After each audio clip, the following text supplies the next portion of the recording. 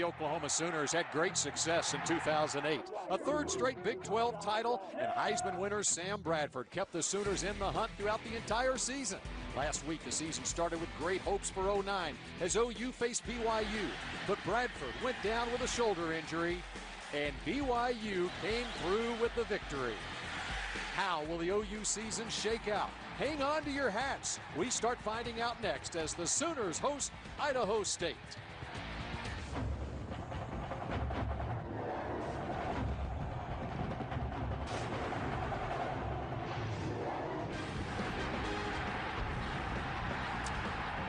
It's time for a college football Saturday night under the lights in Norman, Oklahoma. A rainy night in Norman, Oklahoma as the Sooners play their home opener. It's the Oklahoma Sooners against the Idaho State Bengals. And we welcome you to a college football Saturday night. Bill Jones along with Dean Blevins. What a tough week it has been in the Sooner State. Losing to BYU in the season opener, but also losing their Heisman Trophy winner, Sam Bradford. Well, you go into that game thinking neither of those things will happen, and I don't know which is worse, but it was both. And we've all seen this play a lot. Bradford goes down. How much longer will he be out? The good news is that it looks like he will be returning, but that shoulder, Bill, is not good. And Landry Jones, a redshirt freshman, takes over the helm of the Sooners offense. Well, great throw right there. So you see the potential. The Sooner coaching staff very pleased with the leadership he's shown as a youngster. Not too pleased with that third and one there, but those things happen. You've got to get those worked out pretty quickly, though, if you're the man. Of course, that's not the only problem for the Sooners replacing their quarterback, but also their All-America tight end, Jermaine Gresham. Well, Jermaine Gresham was the best in the country. He's a first-round draft pick. He is the favorite target of the quarterback, and of course, Sam Bradford had him all last year. 6'7", 265, can really run. Pros love him, but he is really sorely missed, and offensive coordinator Kevin Wilson's going to have to be a little creative in figuring out how to work the offense not having him. So many questions for this Oklahoma team. They look for some answers coming up. Oklahoma fans have their game faces on, trying to keep a stiff upper lip in support of Landry Jones. The kickoff when we come back.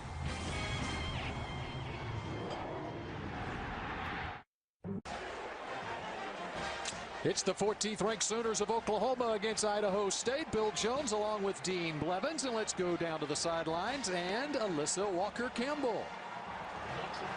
Thanks a lot, Bill. You guys have been talking a lot about the injuries on the offensive side of the ball for this Oklahoma team and how it has impacted its playmakers. But what about defensively? We've got to zero in and focus in on number 4, Ryan Reynolds, the middle linebacker for Oklahoma.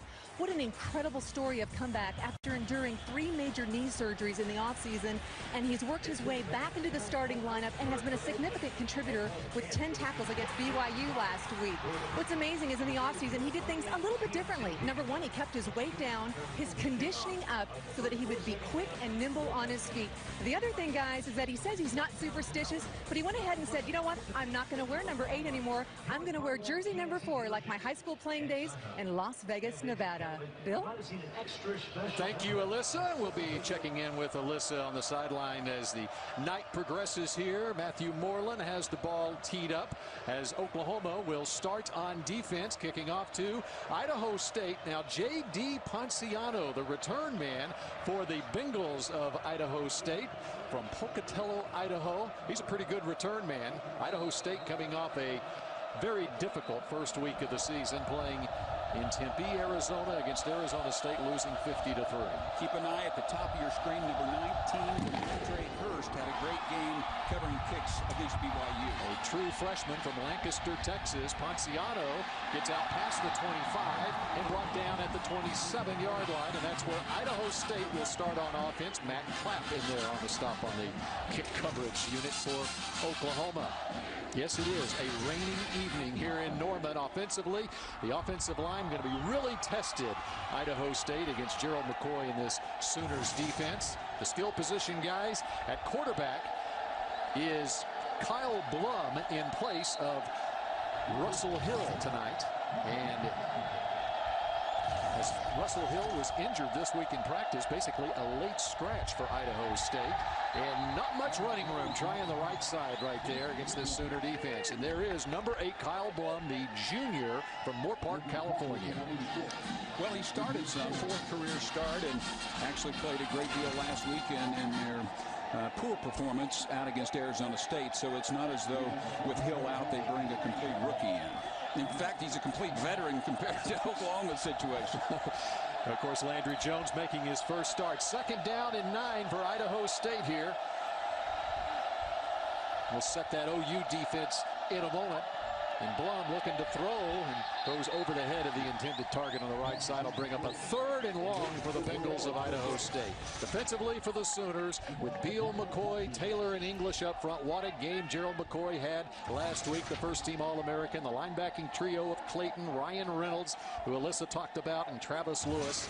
And in the secondary, Jackson and Franks on the corners. Proctor and Carter are the safeties. And Idaho State pressed early here. Now, Idaho State only had 37 total yards last week against Arizona State. And with that man, number 93, Gerald McCoy, supplying the pressure for Oklahoma, it's going to be a tough go tonight, probably. And not much there for Kyle Blum. A pick up a 1 yard. And it's a 3 and out as expected. So Oklahoma has occasionally taken the football. I would say the majority of the time when it's their choice, they receive. But on this occasion, they elect to defend, and it's paying off on the first series. And Bob Stoops will send Ryan Broyles deep to return the punt for Oklahoma. One of the best players on this Idaho State is that man, John Vanderwielen, the punter. Averaged 45 yards a punt last week against Arizona State.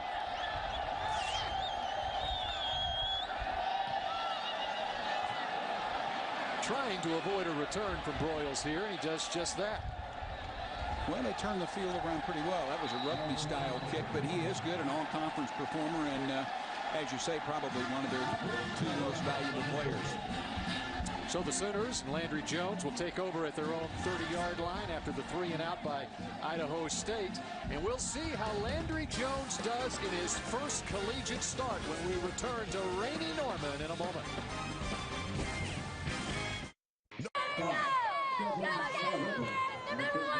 Norman, Oklahoma, the site for Oklahoma football against Idaho State tonight. And, of course, Sam Bradford is out at least this week and next week, 2 to 4 weeks, with that sprained AC joint. And the burden falls on the shoulders of the redshirt freshman, number 12, Landry Jones from Artesia, New Mexico, as the Sooners trot out on the field on offense for the first time, starting at their own 30-yard line. Chris Brown, the setback behind Jones here. And throwing on first down. Ryan Broyles, lots of running room. Into Idaho State's end of the field, inside the 40-yard line. Well, no better way to start unless you can get all the way in the end zone. And I know what they're wanting to do with Landry Jones is you want to get confidence from the very beginning. And he throws a strike as Ryan Broyles is on the move. All the way down to the 36-yard line. Now, it's going to be interesting tonight, of course, with Sam Bradford, as there's a whistle for the snap here. It's going to be interesting tonight to see the pace of the Oklahoma offense, what with Bradford on the sidelines, and there's an early timeout. Nice pickup on the first play for Landry Jones and the Sooners offense. We'll see what else is in store when we come back.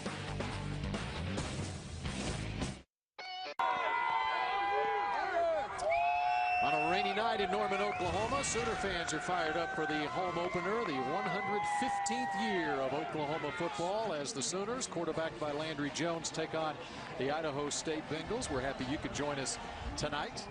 34 yards on the first play from scrimmage on the pass play from Landry Jones to Ryan Broyles will set the Oklahoma offense, and there are changes aplenty on offense from a week ago in the 14-13 loss to BYU. 3 receivers to the left here on first down. And Chris Brown up the middle for about 3 to the 33. There is a flag down. Looked like encroachment against Idaho State. We'll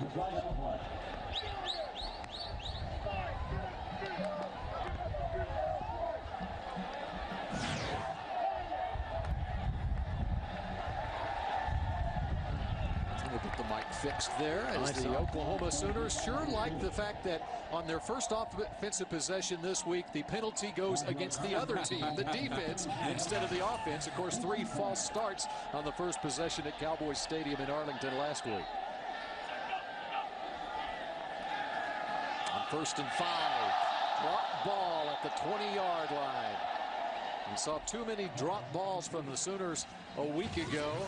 And offensively up front, it's Trent Williams, as usual, at left tackle. Now, Stephen Good gets the start for the first time at left guard. Hayburn is at center. Tyler Evans, a true freshman, starts at right guard. And Jarvis Jones moves out to right tackle. So you have 4 changes there. You mentioned Jones moving out, and here are other changes. Adron Tennell did not get the start. Kenny, who dropped that ball, did.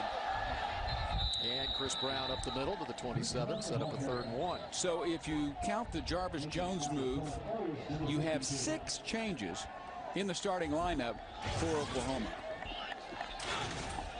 Numbers for Jones a week ago, he was 6 of 12 passing for those 51 yards. 3rd and short for Oklahoma, with Brown the lone setback.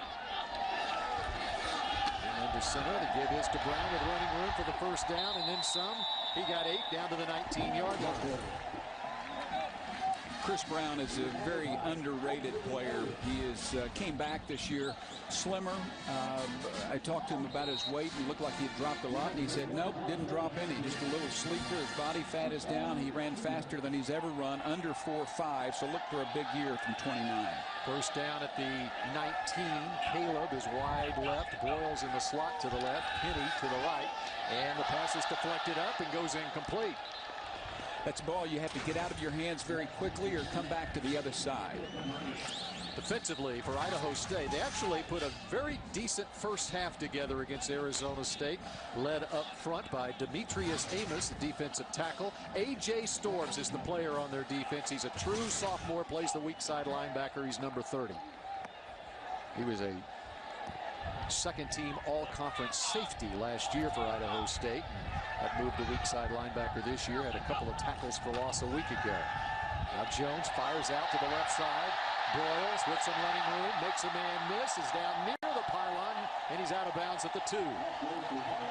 Ryan Broyles has to develop into that type of player because they lose Joaquin Iglesias and also Manny Johnson, and so he's got to make plays. Nice job blocking by Caleb on the outside. Ryan Broyles almost sticks it in, but this guy is a very, very talented player. Usually your slot guy is not the one you have as a go-to guy, Bill, but since he has some experience and that he's an exceptional player, he might become their go-to guy. About the only receiver with some experience, some real experience for the Sooners. Ryan Broyles will fade to the corner of the end zone. Caleb can't come up with it. It goes incomplete. It's a good throw by Landry Jones. Only man who's going to catch that was Caleb. Might have been a ball that a season ago you catch. We'll see if it was inbounds or if you had caught it, if he would have been out of bounds. I think he would have been out of bounds, but that throw is fine. There's flags as Brown gets the call up the middle and did not find the end zone. You know, last week there were a couple of penalties turned down that were penalties due to the offensive line. They had 9 penalties up there, 12 overall on offense alone. Legal substitution on a defense. 12th man did not get off the field in time. Harris is going to go. Repeat, first down. I think that used to be called too many men on the field. Now it's illegal substitution. Bill, you noticed a moment ago they could have rammed it in pretty easily, but they decided to go ahead and throw the fade route. I think they're looking to get anything they can positive for Landry Jones. And not much positive up the middle that time as the Idaho State defense stingy as Chris Brown goes nowhere.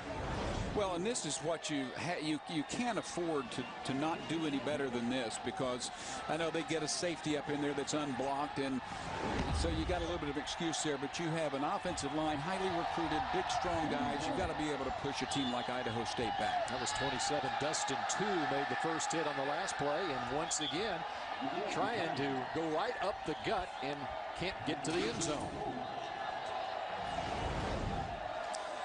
See the push or lack thereof up front. And backside Rattery, the tight end, doesn't quite get his man, and safeties get involved and jam it up. Bob Stoops this week talked about a non-winning performance from his tight ends a week ago. Previous play, which was ruled down in the field of play, 4th down, is under further review. So going to review that one on the 3rd and goal play. Now this should be 4th down coming up. He must be thinking about last week, Oklahoma down on the goal line, 4th down. That's the all-time nightmare where they had the delay of game penalty.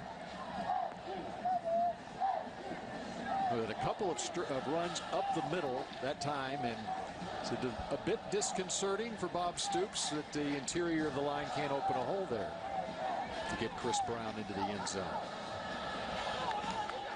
The rain is not really a factor right now. They're able to keep the footballs dry, and quarterbacks, receivers, you have the advantage if it's a little bit slick out there on offense. But the field drains so well, and a dry football, it's not that big a deal. And actually, it's cooler for the players, and they certainly enjoy that.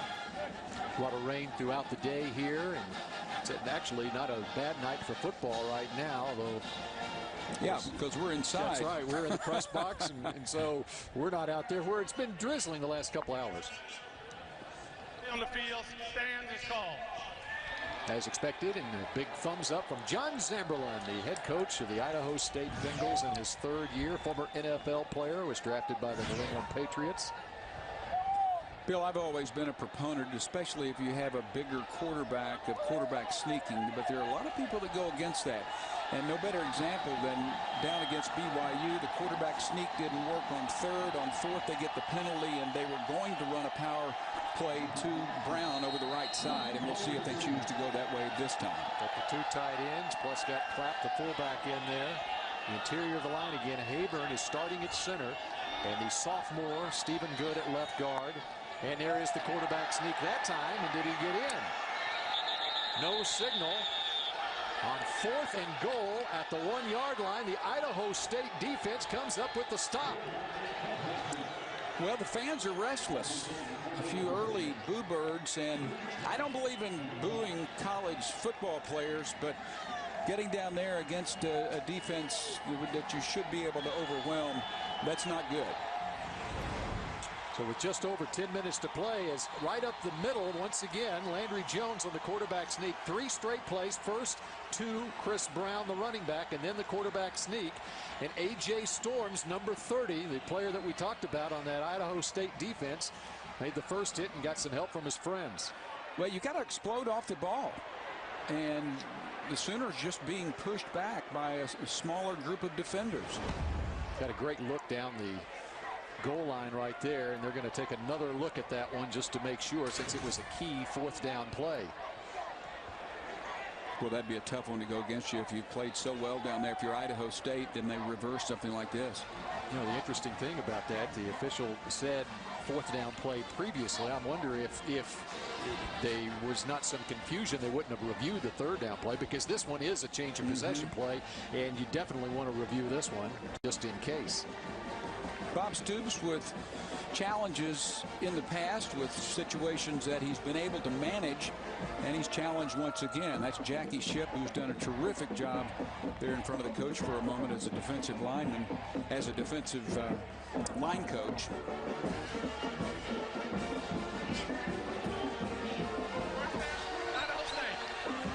Got to be disappointing for Stoops and the coaching staff right there, as they have it right on the goal line and can't punch it in. Bill, I think Idaho State has to get the ball out of the quarterback's hands pretty quickly. I don't think you run the football against a defense that will get a surge. That ball is as close as it can be to the goal line, and I would say Oklahoma has a 50-50 chance of a safety on this play if they don't throw it and throw it quickly. Especially if number 93, Gerald McCoy, gets the same kind of penetration he did a week ago against BYU. Boy, he was a monster, wasn't he? He really was. I formation behind the quarterback, Kyle Blum. And to the up back, and that is their main running back, Clint Nickram. And he does get a little bit of breathing room. That's a successful play. That is. That is very successful. You notice, though, they don't hand it to the I-back. They don't stand back there and give it to him 5 yards deep. So it's a smart play. And they got a pretty good push, a little better than Oklahoma did going the other direction. You know, another reason it was a smart play, they ran it away from Gerald McCoy's side, too. Yeah. Adrian Taylor, the other tackle for the Sooners, once again trying to run it out. And they have lost a yard that time. Got 2 yards on the first play and brought down at the 2-yard line. It's 3rd and long again for Idaho State. You know, you mentioned Gerald McCoy and Taylor. Every defense is anchored by the guys that get down on all fours, and those defensive tackles are hard to find good ones. And part of Oklahoma's success, a great deal of Oklahoma's success throughout the years, but certainly since Bob Stoops has been here, is to be able to have a Tommy Harris or a Dusty Dvorak or a Gerald McCoy. Those guys are hard to find, and that's where you start. 3rd and 8 for Kyle Blum and the Idaho State offense. And right at the goal line, did he get out of the end zone? Yes, he did. They're marking it at the half-yard line.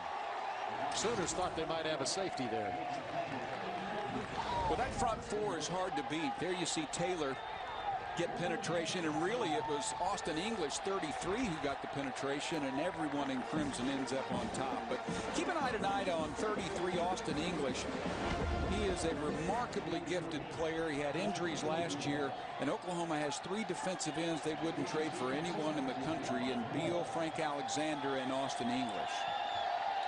Not much room for John Vanderwielen. Had the rugby-style punt last time. Just trying to get it out there as quickly as possible, but there's a whistle. A lot of whistles early.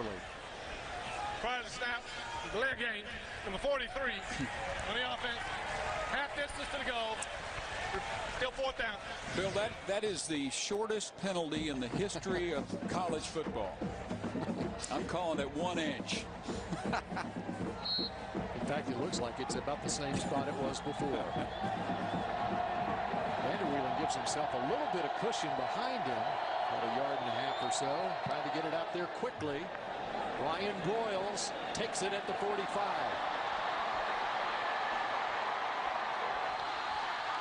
To the 24-yard line, a 21-yard return for Ryan Broyles, and the Sooners are set up nicely.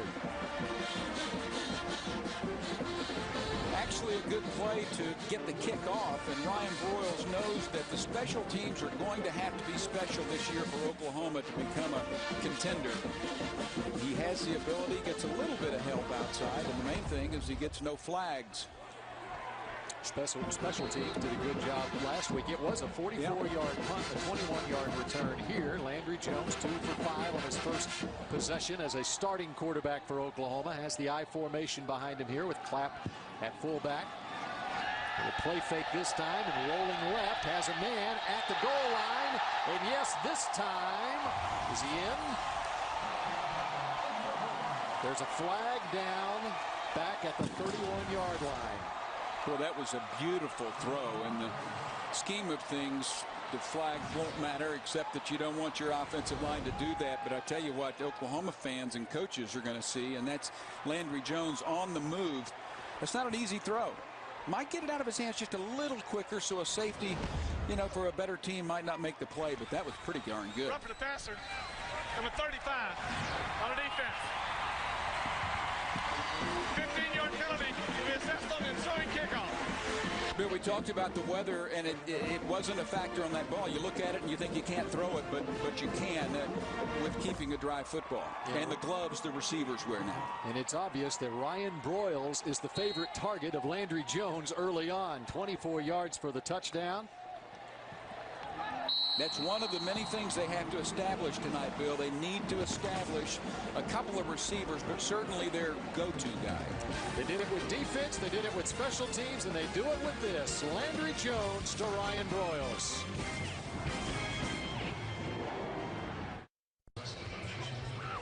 Dean Blevins, let's see how Oklahoma got on the board first. Ryan Broyles here in the slot is going to run a corner route. The safety here is kind of hanging, and he'll get over there late. Landry Jones throws a perfect strike. Broyles down, inside, outside. And I tell you what, that is about as good a throw as you can have. Especially on the run and under pressure. Was the roughing the passer penalty.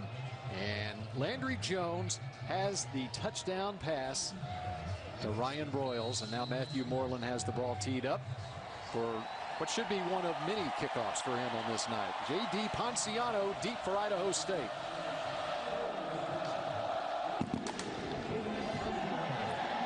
And booming that one through the end zone. And Idaho State will start at the 20-yard line. Let's go down to the sideline and Alyssa Walker-Campbell. We saw the big play with Landry Jones to wide receiver Ryan Broyles, but it's no surprise that he's playing with such confidence and at times could post some potentially big stats. Earlier this week, I spoke with his high school coach from Artesia, New Mexico, Cooper Henderson, and he shared that it was that same kind of demeanor and poise that helped lead his team to 2 state championships in high school. He also said what makes him so exceptional is that he has a tremendous work ethic and he wanted to be ready when the opportunity presented himself. I asked him if he had a chance to talk to Landry after the BYU game or perhaps sometime during the week, and he said with all that's on his plate, his practice schedule, schoolwork, perhaps even a girlfriend, he's more of a texter than a talker. And there's the Sooner defense up to the challenge for a 4-yard loss on the pass out to Ponciano. Great insight there on Landry Jones from his high school coach, Alyssa. We appreciate it. Quentin Carter, the safety, number 20, and there you see Dom Franks. Dom Franks, the fastest Sooner. Brent Venables telling me that he was clocked 3 times in the spring, 4.3 something every time. And that's fast. I'm a believer that there aren't a lot of people lower than 4.5, so anything in the 4.3 range is flying. NFL scouts got to love that. 6 foot, 190-pound cornerback.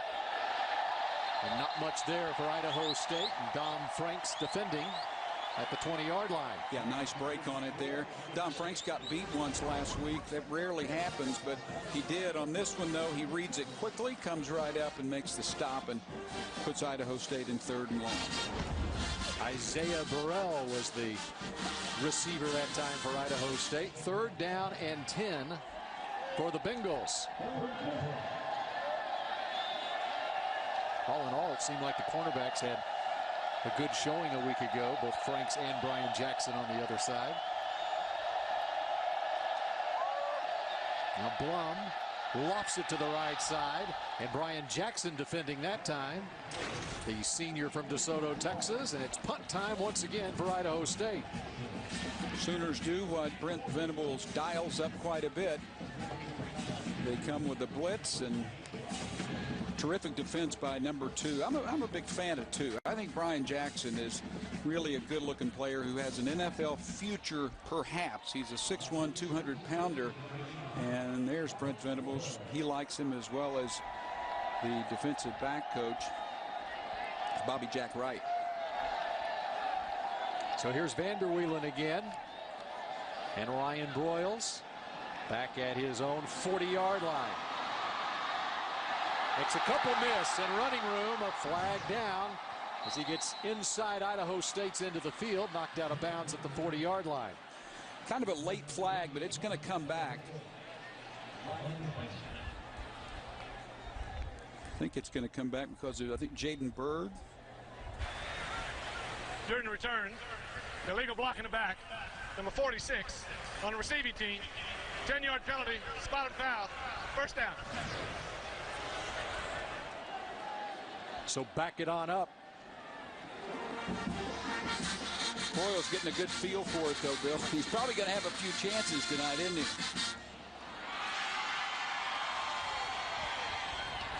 And I'm not sure they had the number right. Yeah, I don't think so. Back at the 43-yard line is where Oklahoma takes over. 3rd possession of the game for Landry Jones. And DeMarco Murray into the secondary has a 1st down. You know, it's almost like when Oklahoma breaks off a run of 10 or more yards or a pass play, the first thing you do when you're watching the game is see if there's any yellow hanky on the ground, the way this season has started for the Sooners. DeMarco Murray really needs to bust out tonight. He's been slowed with different types of injuries. He pulled a hamstring in the summer that slowed him. He didn't get a lot of contact until that first game and fumbled a couple. Into coverage that time, looking for his favorite man, Ryan Broyles. It's incomplete. Yeah, goes to the wrong man there. You called it. So to bring up a second down and 10.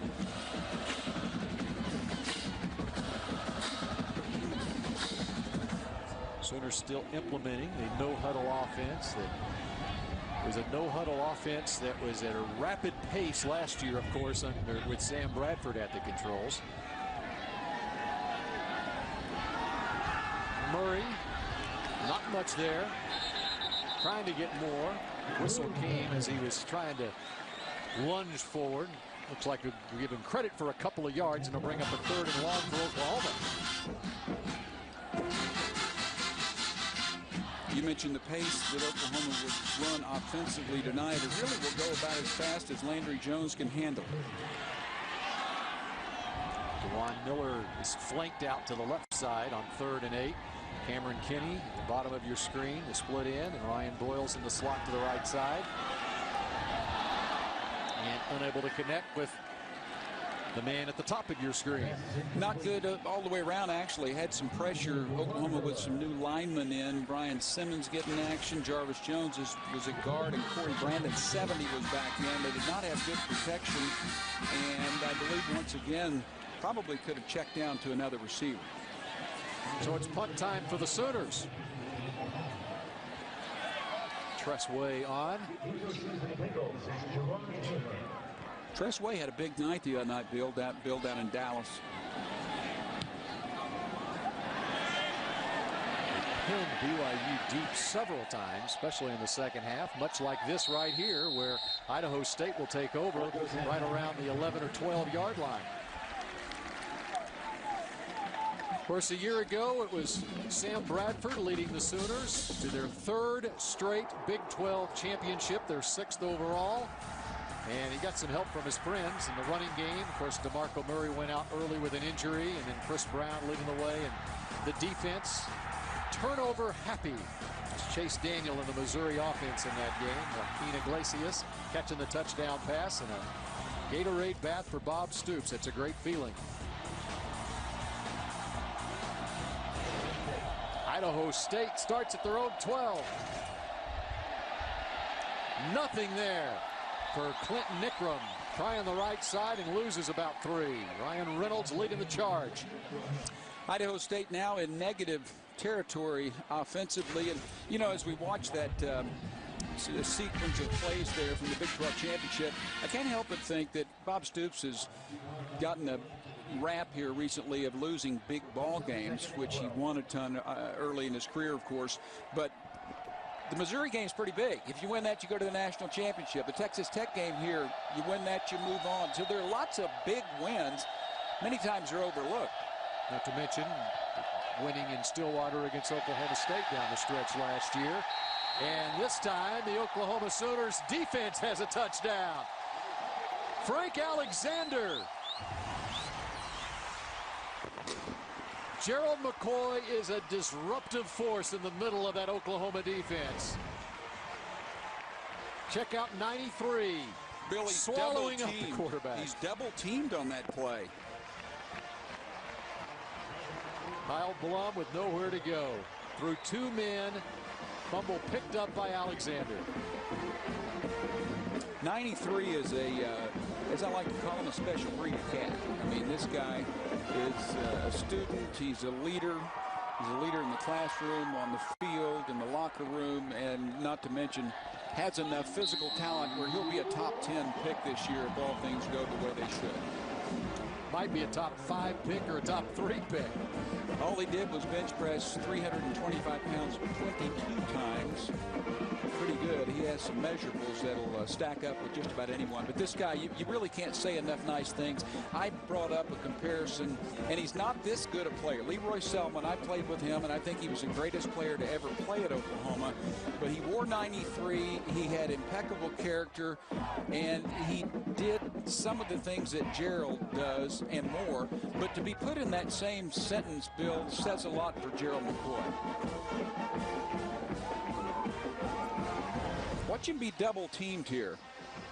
71 in the center. Try to hold him back, and just explosive. And that's one thing that, pardon me, Bill, that is one thing that they feel that he can improve upon, is getting in the backfield, disrupting a little bit more. But the first 2 games, he's been pretty dominant.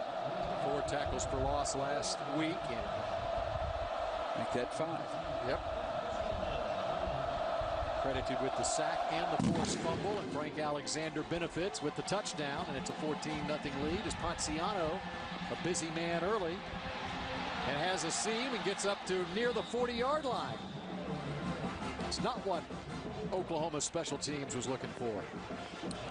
No, at times they were awful. A year ago, gave up 4 returns for a touchdown, for touchdowns.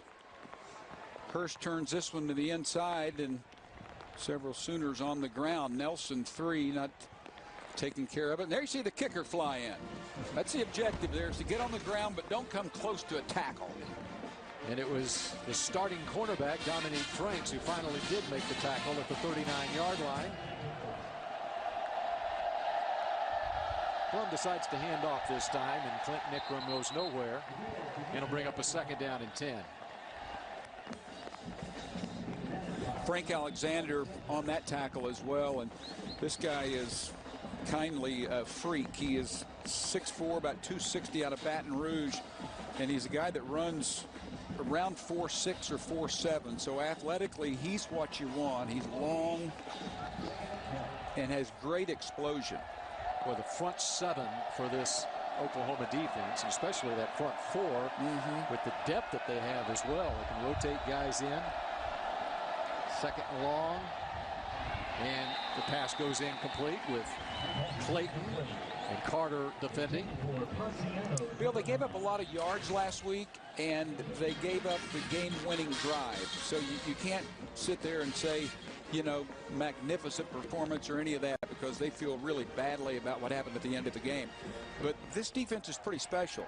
That front 7 you talked about is really good. The 2 corners have experience, and the 2 safeties we'll talk about more as the night goes along are pretty darn good players as well.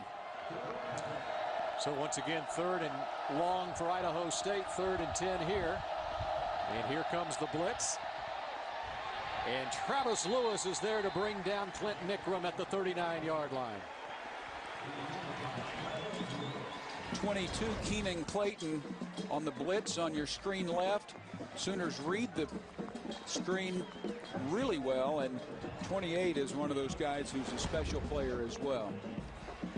144 tackles last year, and Bill, during the fall, they didn't even know if he was even going to be a player, was going to start, and he emerged to be really something special. A terrific running back in high school at San Antonio Lee, and he broke Brian Bosworth's freshman record for tackles.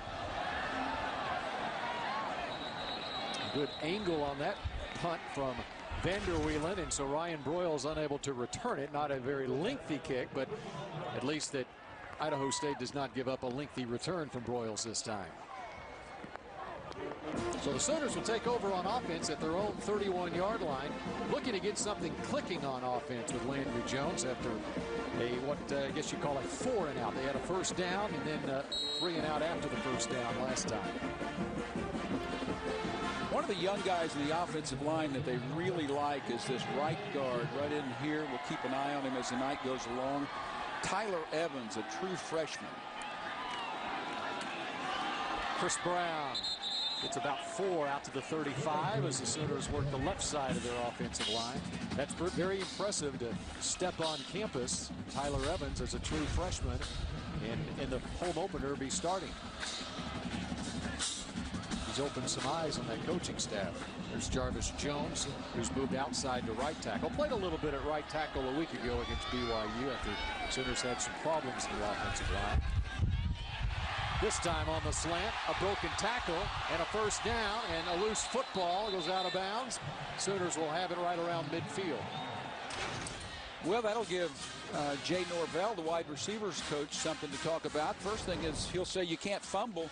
Next thing he'll say is nice catch, because he knew he was in traffic, knew he was going to get hit, Caleb, who has really come on strong. That's a fumble. You just can't put it down like that. Sometimes you get a helmet on the ball, Bill, or something where you know, a freakish play where you can't keep from fumbling. That was not the case there. Well, that's the other thing last week is the Sooners had a couple of fumbles that stalled out opportunities. One at the BYU 5-yard line, and then Broyles had one at the 35-yard line. Previous play, which was ruled a fumble, forward, return to the fumbling spot, is under further review. Well, they're wasting their time and ours. That one will stand. But it does give us a chance to talk about that guy right there. Caleb is someone that they just feel has a lot of upside.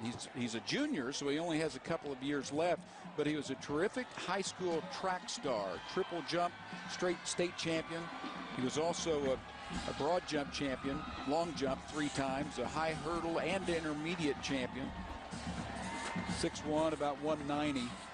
And he was one of the guys that last week, you know, they didn't expect him to come on that strong. There's his size, but he was the surprise, I guess, a week ago. The pleasant surprise, because there weren't many pleasant or positive surprises. Had the 4 catches for 57 yards against BYU. From Richmond, Virginia, Brandon Caleb. And the Sooners really need some wide receivers to step up. Absolutely. The opportunity is there. Of course, Adrian Tennell got the start a week ago. And Tennell, we haven't seen him out there yet tonight. Cameron Kinney, number 6, also getting an opportunity tonight. We didn't see him a week ago. Kind of a surprise that he didn't get out there a week ago. First down at the 49. Talk about a versatile athlete. Cameron Kinney one. Caleb out left. Broyles to the right with Clapp. A wingback roll right here.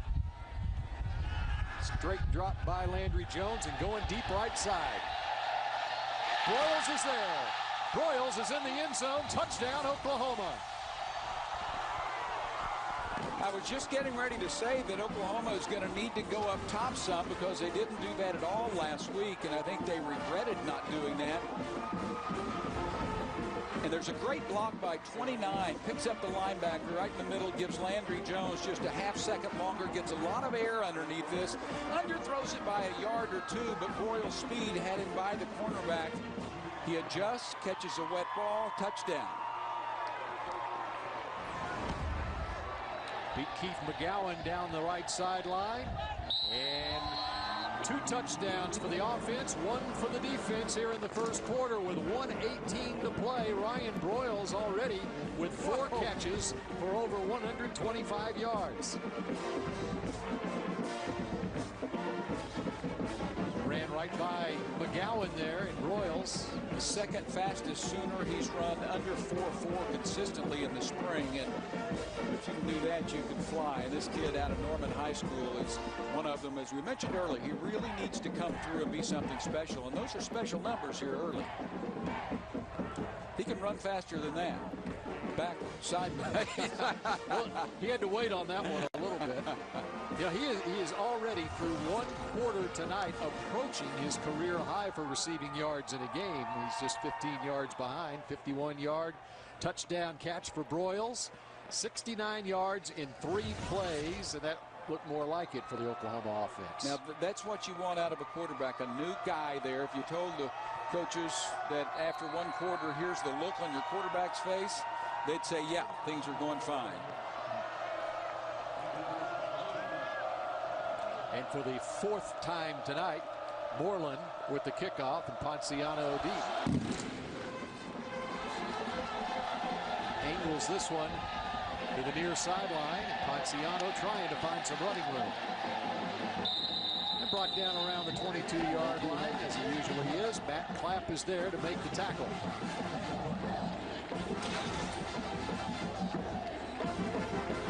Defense has been dominant early on, as expected, against Idaho State, a Bengals team that managed only 4 first downs and turned the ball over 5 times a week ago. They've got 6 yards here through the first 14 minutes of this game. Oklahoma with 170.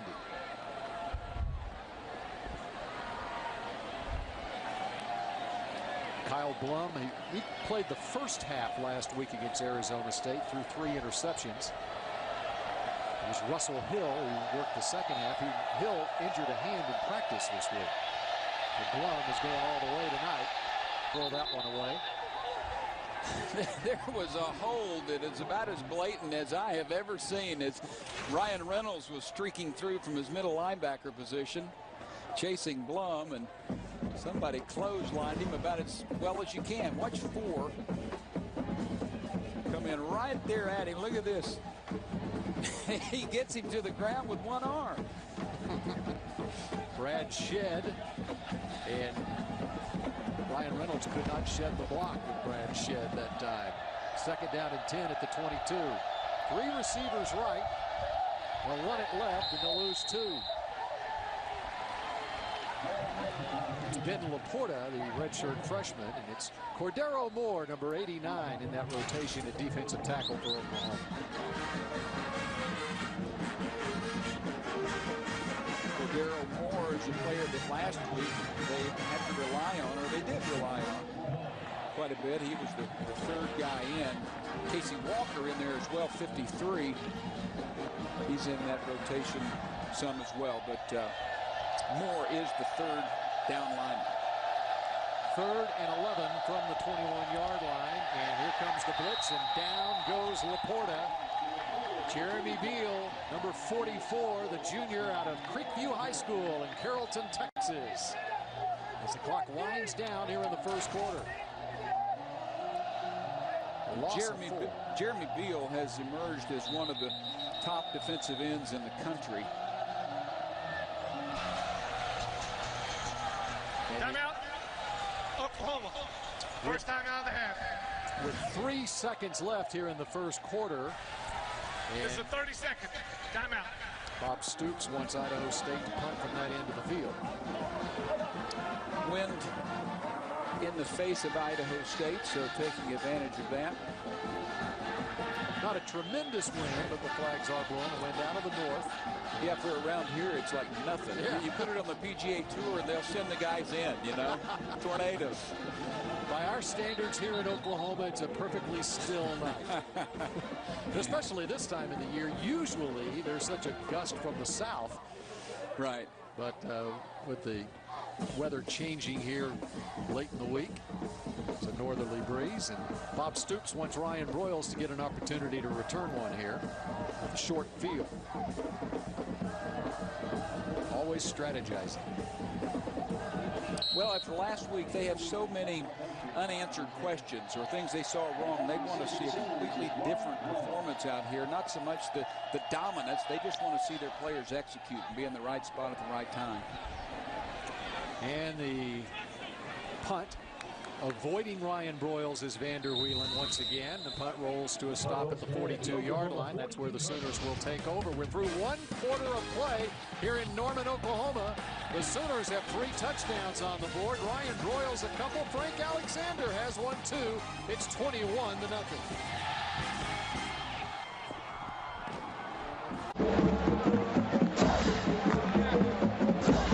The Oklahoma Sooners lead the Idaho State Bengals by a score of 21-0 through 1 quarter of play. John Chamberlain in his 3rd year as the head coach of the Bengals. And the offense against this Oklahoma defense, he knew coming in it was going to be a long night. It's the first-team defense. That's what it's been so far through 1 quarter of play. In fact, the Sooners defense already has a touchdown to its credit. Landry Jones has a couple of touchdown passes to Ryan Broyles.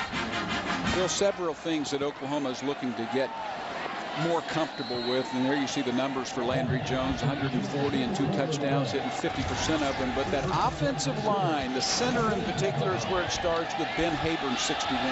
Running a little option there, and DeMarco Murray with running room down the sideline.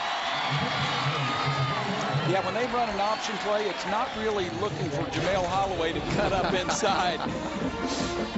It is looking for the quarterback to get it out of his hands. He should have gotten that out just a little bit earlier because some rangy defensive ends may bat that one down. But nonetheless, that's the look they were wanting, and Kevin Wilson got the yardage and execution. Got 11 yards, did DeMarco Murray, and Idaho State's into the field. Now on the play fake. Faked it to Murray, throws it to Murray, makes a move, and he's still on his feet. DeMarco Murray down to the 20-yard line. Now that's what they're looking for. For Oklahoma to be the team it thinks it can be, they have to have explosive plays. They have to have difference makers. And when this guy's healthy, good job by Landry Jones looking down the field, looking off the safety, comes back to him. Watch this, though. Sure didn't see that last week, but this guy holds on to the football here in a terrific play. Not one, but two lost helmets for Idaho State defenders on that play. Hey, Mike. Ball start. 76 on the offense. 5-yard penalty. Still first down. In my game, that's a 4-shot penalty, isn't it? 2 lost helmets. At the start of the quarter, they forgot to buckle the chin strap, apparently. Oh, you hate to see the false starts. I don't care if you're playing against air. Yeah. You got to eliminate the false starts. Not after last week. 1st and 15. Chris Brown gets about 8 of it back right there. He'll set up a 2nd down and 7.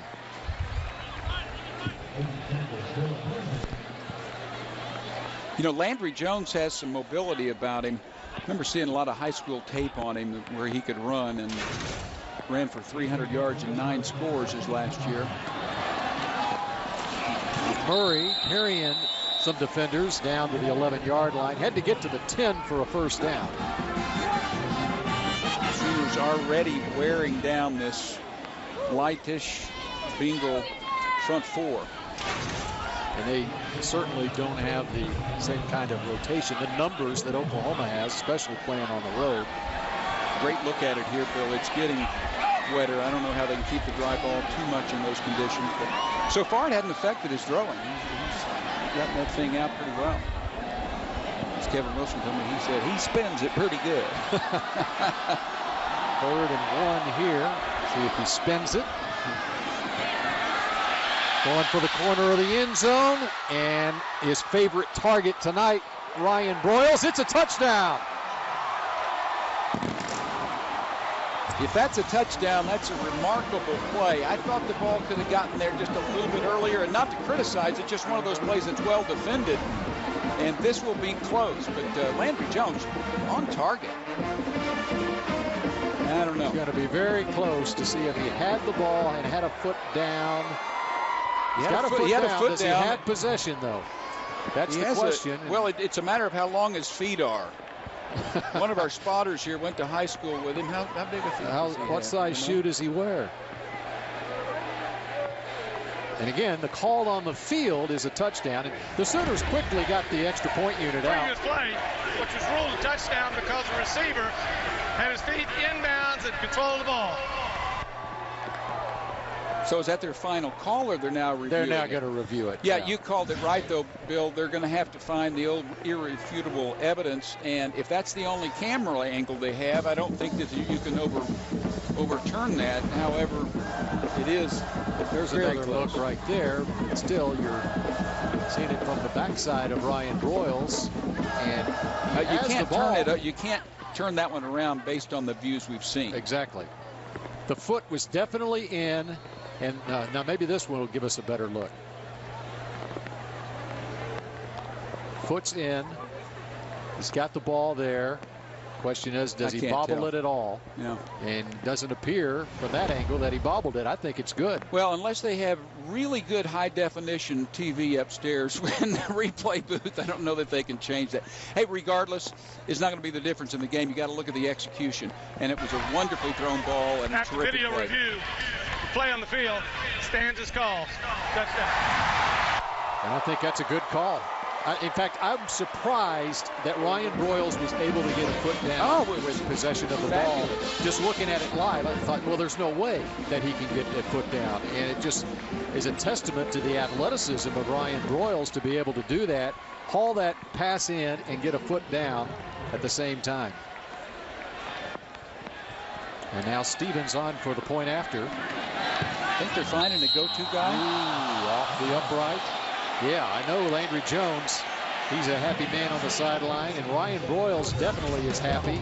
Approaching his career high in yardage in this game, and Ryan Broyles has 3 touchdown catches, a hat trick. Ladies and gentlemen, let's hear it for Landry Jones has 3 touchdown passes. Let's take a look at Dean Blevins at the interior of the line here. Well, the line does a great job. Murray right here has a safety come in, but look at that arm right there. That's something that you get away with. Perfect execution by the other 10, though. Sooners lucky to not get a flag there. Very short kickoff this time. Much on the return to about the 28-yard line. Bill, special teams were much better last week than they were last season. However, deep, you've got to kick the ball off a little bit deeper. Moreland does a nice job, but he had 15 touchbacks last year and as many touchdowns as they had. He had about 500 attempts, I think. But he's got to kick it deep and higher. And then also Stevens, you've got to knock every extra point through, and they're trying to extend his range. Right now, he's probably good from 45 yards or shorter. So from the 29, high snap to Blum, and Laporta brought down by Austin English. They lose the football. Like a Sooner may have fallen on it. Nope, it's Idaho State's ball at the 25-yard line, 26. Austin English has an incredible first step, and he is just aware of everything on the field. He is just a tremendous, tremendous football player. He's gotten bigger. You can see the off-season training for him. He's up a little over 250 pounds. Well, I'd love to talk to an NFL scout about Austin English, because as a 3-4 outside linebacker, I would think he's sort of the prototype right there. And he can run. Laporta gets a couple to the 28-yard line. How deep are they at that position? He was the preseason Big 12 defensive player of the year in conference going in last year. I mentioned an injury. That's about all that slowed him down. Right, first team all Big 12 in 07.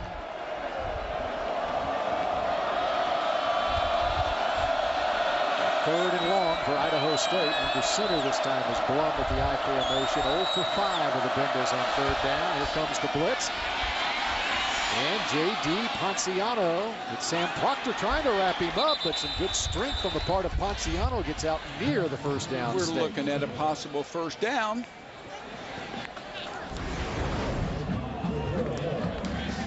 Travis Lewis almost gets there. Watch the blocking, though. Nice job. He's held up and right behind him. There you go. The Big Uglies pick up a first down with that surge. One of the smallest guys on the field, J.D. Ponciano. It's a first down for Idaho State, their first of this game, with 11:07 to play in the second quarter. First of this game and 5th of the season.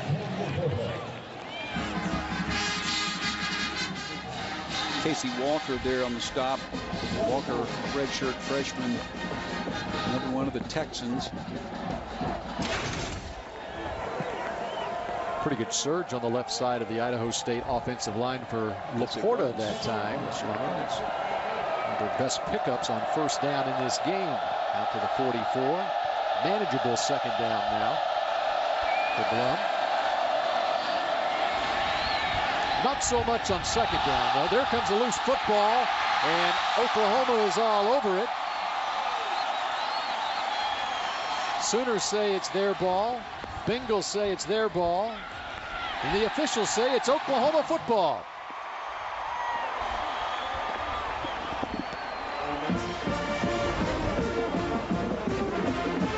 Laporta, a redshirt freshman, just as he was going down, Casey Walker was over there trying to land on it. This would get a better look at it. Did he come down? He was close to being down.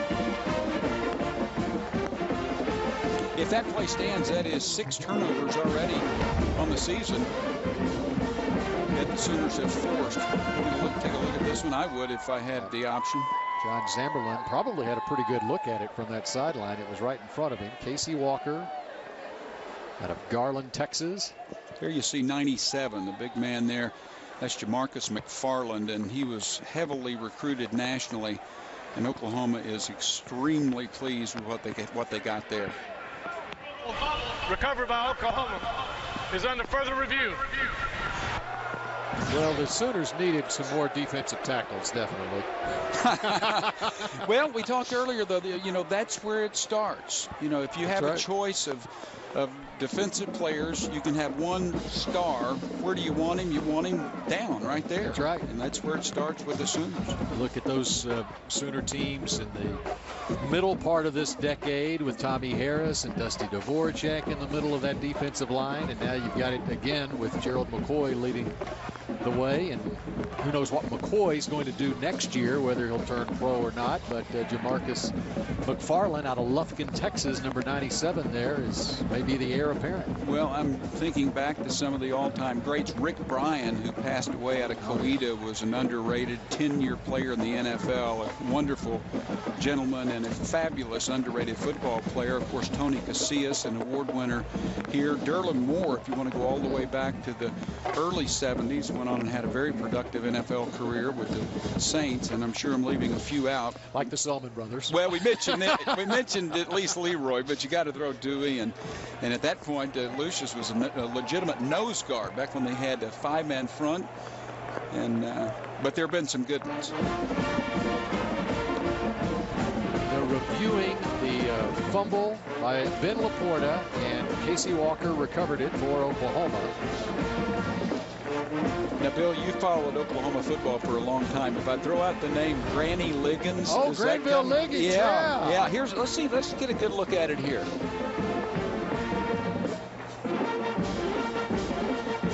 See if you can see that knee, and whether or not the ball was out before the knee hit is the question here.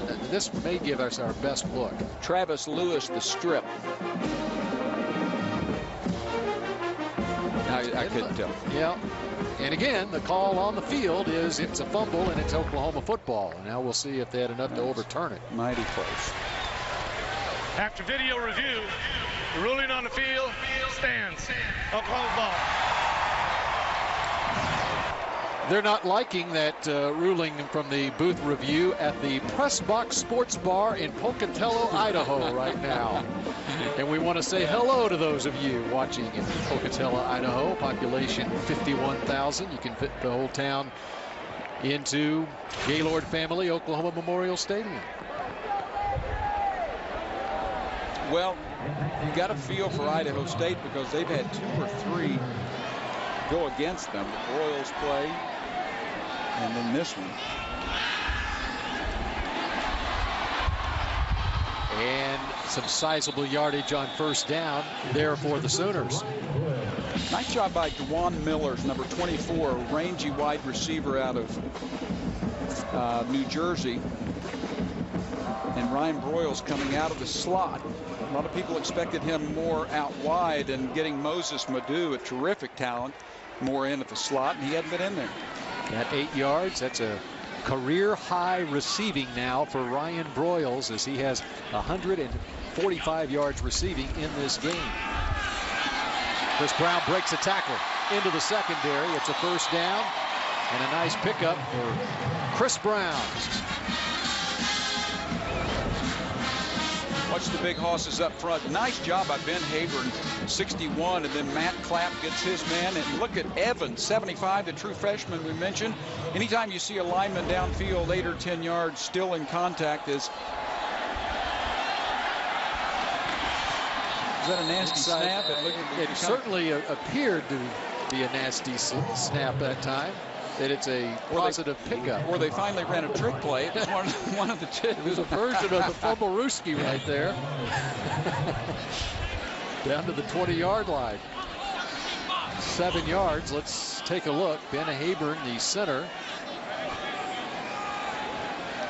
And just snapped it to Chris Brown in an unconventional manner. Yeah, inadvertently. The Sooner version of the Wildcat offense. You can tell, though, it is getting wetter, slicker. Andrew Jones will keep that one. Showing some mobility there, getting outside, running right into your living room. He sure is. And Josh Heupel, his quarterback's coach, will say, great job.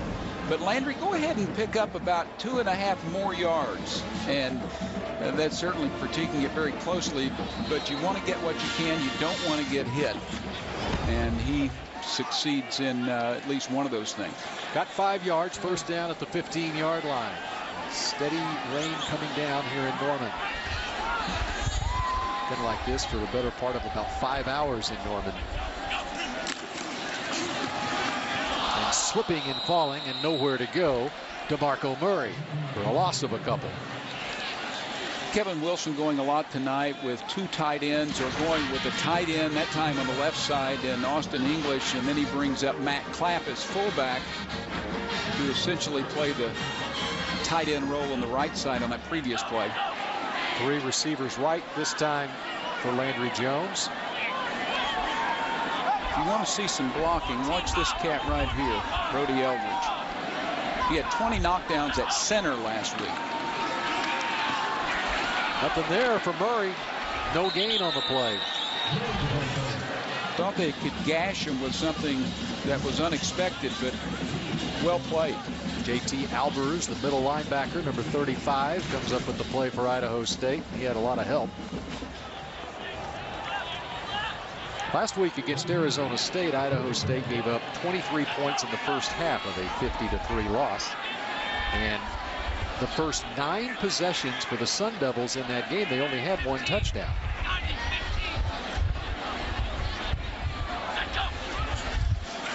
Third and long for Landry Jones, and dumps it off with some running room down to the 6-yard line. Chris Brown, he needed to get to the 5. Bob Stoops sending out the field goal team. I thought they might go for it. Great protection this time. Evans once again doing a great job. And this ends up being a good tackle because Chris Brown almost made it. They end up going for it. Yeah, I thought they would. Might as well get some practice here. They ended up on 4th and 1 at the 6-yard line with Clapp in there at fullback. 2 tight ends to the right side. They're not going to get a delay of game call. I'll bet you that. Worked on that in practice. And a big hole. Bill, what would they give to be able to have that play last week on 4th and goal against BYU? What was a 13-7 lead at the time could have been 20-7. Or I guess it was 10-7 at the time. It would have been 17-7. Right. Nice job up front by all of the offensive linemen, but in particular, a good push by Brody Eldridge and also by Simmons, 74. Oh my. JT Albers was there, and he had about 95 yards of green real estate in front of him. That's one you just can't throw. I mean, against Miami or Texas, those are the kinds of plays that get you. But he's learning. I mean, Landry Jones has played very, very well. You can't expect him to be perfect out there, but that's a losing play there. Looked like Trent Rattery, the tight end, was open in the back of the end zone, and in the end zone now is Chris Brown for the touchdown. Simmons in the end zone as well with his man on the turf. So a nice series from Simmons and the Sooners. Simmons is 74. As you see him, he got actually 2 men. Simmons did not start this game. He did a week ago at left guard. It was Tyler Evans getting the start along with Stephen Good at the guard positions with the youngsters. What do you think Coach Heupel there was talking to Landry Jones about? I think it might have been that pass in the flat. The play before, definitely. And Stevens comes on, and this time he bangs it through, and the Sooners of Oklahoma with the sizable advantage, 34-0, as Chris Brown has the touchdown.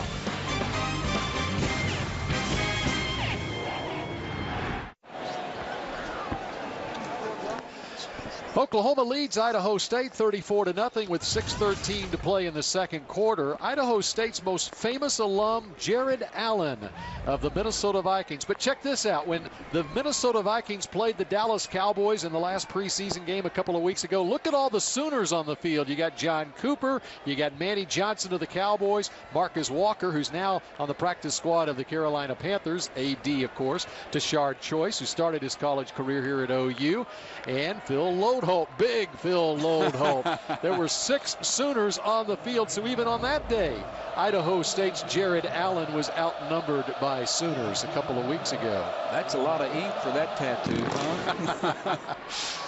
There's lots of Sooners in the NFL. And they're all doing well, it seems like. J.D. Ponciano run out of bounds at the 32. Another bit to that little story. You know, Adrian Peterson's father, Nelson Peterson, played basketball at Idaho State. In fact, did not know that. In fact, Nelson Peterson still holds the Bengals record for three-pointers made in a game. Is that right? He had 8 three-pointers in a game for Idaho State's basketball team back in 1985. Have you met him? I've not met him. You know, he's come through a lot and is on the right track right now, but he looks like Adrian. He's as fit as Adrian. And you talk about a handshake, you will only shake hands with him one time. Kind of like Adrian. Right. Option and nothing there. Travis Lewis and others. Frank Alexander. Austin Box standing nearby, number 12 out of Enid. Getting a lot of players in right now, especially on the offensive line. And the Sooners don't have a whole lot of depth on that offensive line, so I think you'll see the same guys in the second half. Probably get the skill position guys off the field in the second half. Of course, Bob Stoops' team plays Tulsa next week, then an off week, and then at Miami. On the 28, 2nd and 14. Timeout. Oklahoma. Second timeout of the half. So Oklahoma calls timeout with 5.5 minutes to play here in the second quarter while they figure things out on the Sooners sideline. We're back in a moment.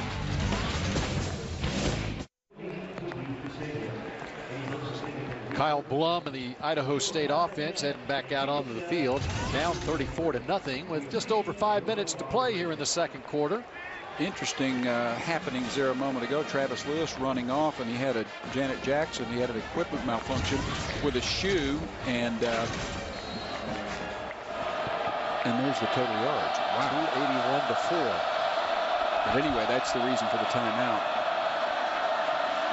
Setting up the screen. Oh, what a big hit from Keenan Clayton on J.D. Ponciano, and the Sooners. Quentin Carter came up with the football, but Idaho State will have a 3rd and long. Now, this guy is explosive. He has been moved from safety. 2 years ago, he had a nightmarish start on this field at about that very same spot. The University of Washington ran play, and it was easy. It was an easy tackle for him. He got juked. It was a touchdown. He didn't live it down for the season. They moved him to linebacker, and he has played extremely well as the Sam. 6'1", 221-pounder out of Sulphur Springs, Texas. Keenan Clayton. Kyle Blum decides he needs a timeout right here with 5:22 to play in the second quarter. 3rd and long. Well, Brent Venables has to love the way Clayton has played at that linebacker spot after moving him there.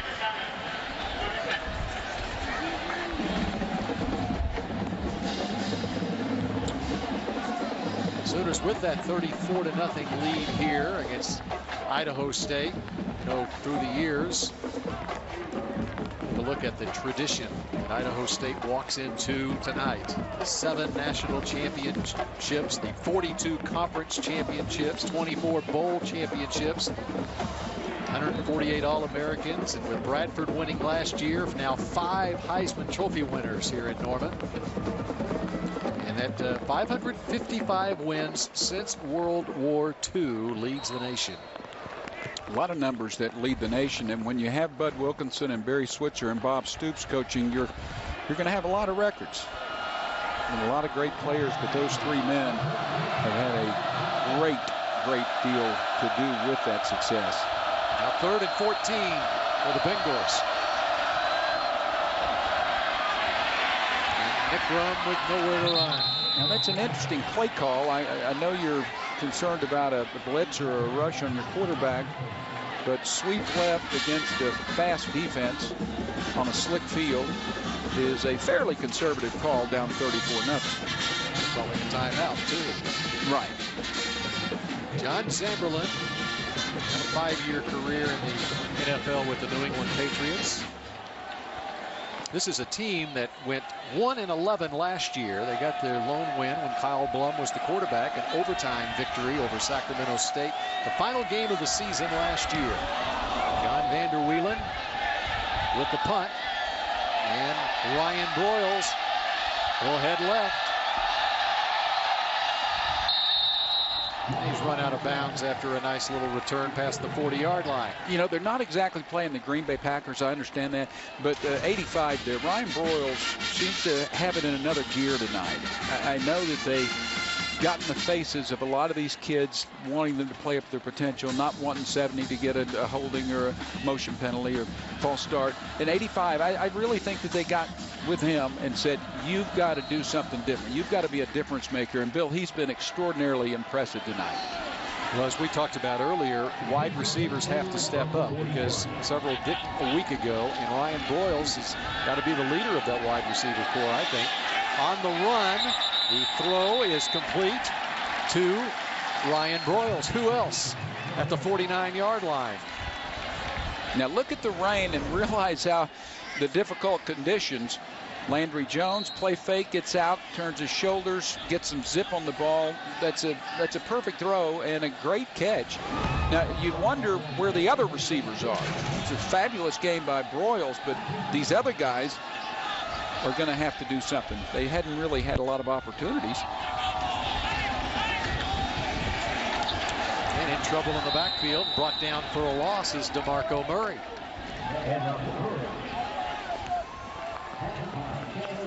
Chad O'Donnell with the stop for Idaho State. Got some penetration that time.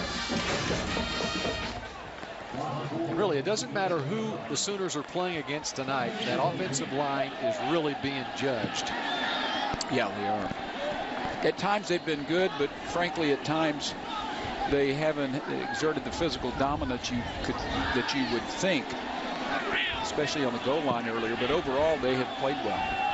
Corey Brandon back in the game now at right tackle for Oklahoma. Set up the screen. DeMarco Murray almost dropped it, but he keeps a handle on it and works his way upfield near the first down marker. Good play call. Had the blitz coming. Kevin Wilson, Josh Heupel know it's coming. Perfect time for the dump off, and Murray almost lets that one get away, but you know, Bill, he's running pretty well tonight. And he'll have to for Oklahoma to beat the Miamis and Texases, and I think Tulsa's going to come in here and be tough. Yeah, next week. That's exactly right.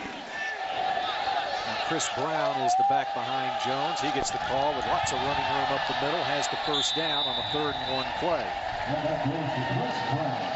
And Murray had what they turned early in that game a week ago, a minor toe issue. Well, we saw last year the importance of a healthy DeMarco Murray for this Oklahoma offense. The explosiveness that he has. And early in the season, he did not have that. Through the Texas game. Right. But he came back in the second half of the season and played extremely well. Gets hurt against Missouri in the Big 12 championship game. Does not play in the national championship game, just like he didn't in the BCS game the year before. So now the objective is to get him going full speed, unlike a season ago. 3 receivers left. Going downfield, Kenny, and the ball goes off his hands, incomplete. Now, Kenny is coming in from junior college, and he has a lot of potential. I think Oklahoma fans have been waiting to see him. But this is the second ball that he's had a chance to catch. Both times he's had a defender right in front of him. You know it's going to come. But frankly, you really, those are the plays that make the difference from being a great player to being a player. Also make the difference whether you're going to play anymore, too. Chris Holmesley had the hit, the safety for Idaho State. Breaking a tackle this time is Cameron Kinney, and he gets down to the 13-yard line. That's a great call by Kevin Wilson to come right back to him, the offensive coordinator. He knows that kid can play. He's had 2 opportunities before this and didn't snag either one of them, so they come right back to him. Good throw, escapes the first would-be tackler, and this guy's pretty good. Coming outside, DeMarco Murray tripped up just as he got inside the 5-yard line.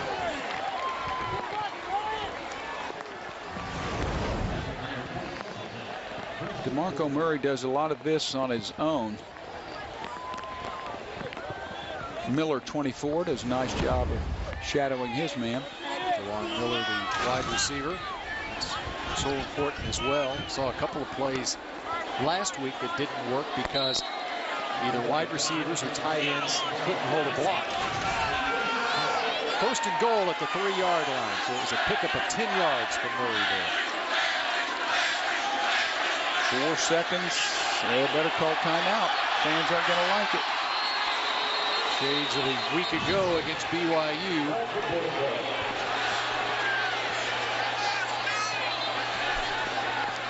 Fans aren't going to like it. I'm thinking the coach doesn't like it either. The officials are huddling. Well, I think they're trying to determine if a timeout was called before the clock. No foul on the play. Oklahoma charged timeout. Timeout Oklahoma. Third timeout of the half. I can hear Oklahoma fans saying, why didn't that happen last week? Yeah. But Bob Stoops talking to the official, I think he felt they had a timeout called a little bit earlier. Take a look at young Ryan Broyles today. He has put on a show. It's a career high performance for Ryan Broyles in this game. First play we saw was the first play of the game. And watch how elusive this little guy is. 5'11". There's one touchdown. There's 2 touchdowns. How about that one for a 3rd touchdown? That's a classic, that last one. 7 catches, 155 yards, and 3 touchdowns in less than 1/2 of football. That is fabulous. The other part of it is you've got to find other receivers. And Broyles, I mean, you obviously can see what he can do, and I think it's wonderful they've established him as the guy.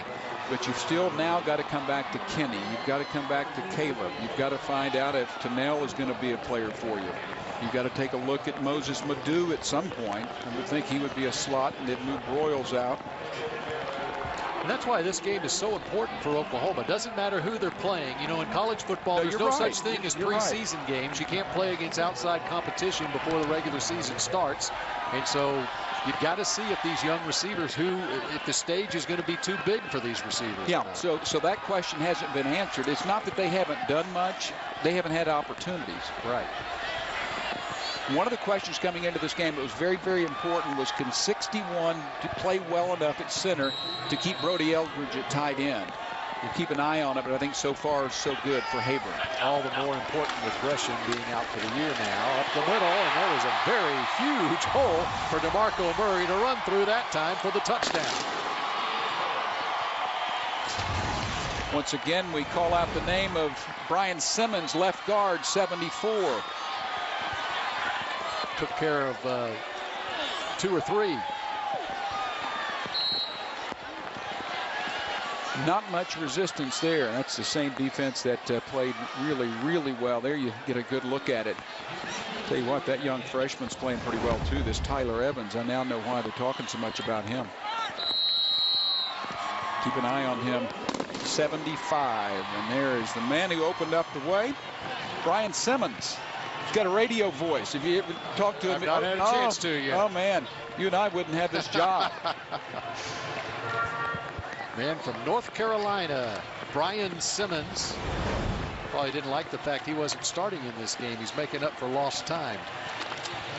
Trent Williams, 71. That's a terrific job by him, and he is a projected first-round draft pick. I'm sure most viewers know that he is one of the 4 who returned this year that brought so much optimism to Oklahoma fans. Who were going to be drafted very, very high, along with Sam Bradford, Jermaine Gresham, and Gerald McCoy. Optimism's still out there, Bill, but you've got to incrementally see this improvement in many, many phases, and then see the return, although Landry Jones is playing very well, for Oklahoma to have any chance of reaching its goals. Number 14 has to be back out there. Got a minute 15 to play here in the first half of this one. I'll let you know that Joe Castiglione, the athletics director of the University of Oklahoma, will be joining us at halftime. Moreland has the ball teed up, and as you can see from that shot right there, it is still a steady rain that is falling here, and he just tops this one. And one of the up men will take it for Idaho State and get out to about the 40-yard line. And that's where the Bengals will take over on offense. He was tackled by Rain on the camera, and even though it is a rainy night in Norman, it's a very nice sized crowd. The temperature 72 degrees. You like that part of it, but if you're watching a football game, you don't like the precipitation. No. So with 1:09 to go here, Kyle Blum, Idaho State offense, which has 1 first down in the first half, 3 total yards. Ben Laporta, now they have 0 total yards. And I tell you what, to have it so overloaded on that side and to lose 5 yards, that is hard to do. But it's a terrific job defensively by Oklahoma. You can tell the team speed is remarkable. Austin Fox, number 12, getting an opportunity here throughout the second quarter of this game. Casey Walker, number 53, one of the backups. Cordero Moore as well.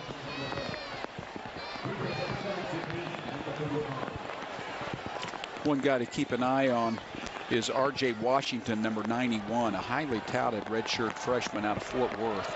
He's playing left defensive end right now. 2nd and 15, and no gain. 3rd and 15. And here's a parade All-American, number 91, R.J. Washington. Well, they think another cat, number 90, he's not in there now, but David King is every bit as good. He's 6'5", 240, another redshirt freshman. He's out of Houston. And that's one thing, Dean, in the second half of this game, I'm interested in seeing some of those young players. Of course, Washington and King are both redshirt freshmen, and maybe some true freshmen will get in as well, as Bob Stoops making the decision that several of those true freshmen will play and not redshirt this year, especially on the defensive side of the ball. But all in all, in this first half, a 41-0 lead for the Sooners as both teams head to the dressing room. It has had its bright spots. Of course, 41 points on the board will do that, and the domination of the Oklahoma defense, but there are still some question marks as well. Again, we'll be joined at halftime by Joe Castiglione, the Oklahoma athletic director. But right now, let's go down to Alyssa on the sideline with Coach Stoops. Coach, terrific execution in the first half. You've got to be pleased with the number of guys, especially Ryan Broyles. I'm just, pleased that there are the penalty issues, just playing responsible, taking care of the ball. Sure, and Ryan's had a nice game, and Landry's done a nice job. What are you going to say? It's rain and weather, taking care of the ball. Again, no penalties. That kind of stuff is what we need to do. What will you say to the guys at halftime? Just that, to just keep playing clean. That was our problem a week ago, just not playing responsible and accountable with penalties. And so hopefully we can do that the second half. Thank you, Coach. All right, we thank you, Alyssa. We'll have more from Alyssa throughout the second half of this game. We'll be joined by the Oklahoma basketball coaches in the second half. Lots to look forward to. In fact, Joe Castiglione at halftime. Oklahoma leads it 41-0.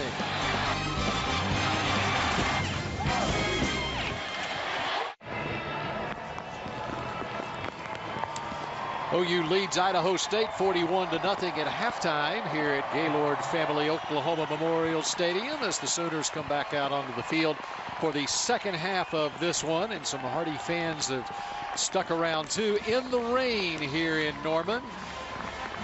The Sooners, of course, coming off a banner season a year ago, another Big 12 championship, and advanced, of course, to the BCS National Championship game in Miami against the Florida Gators.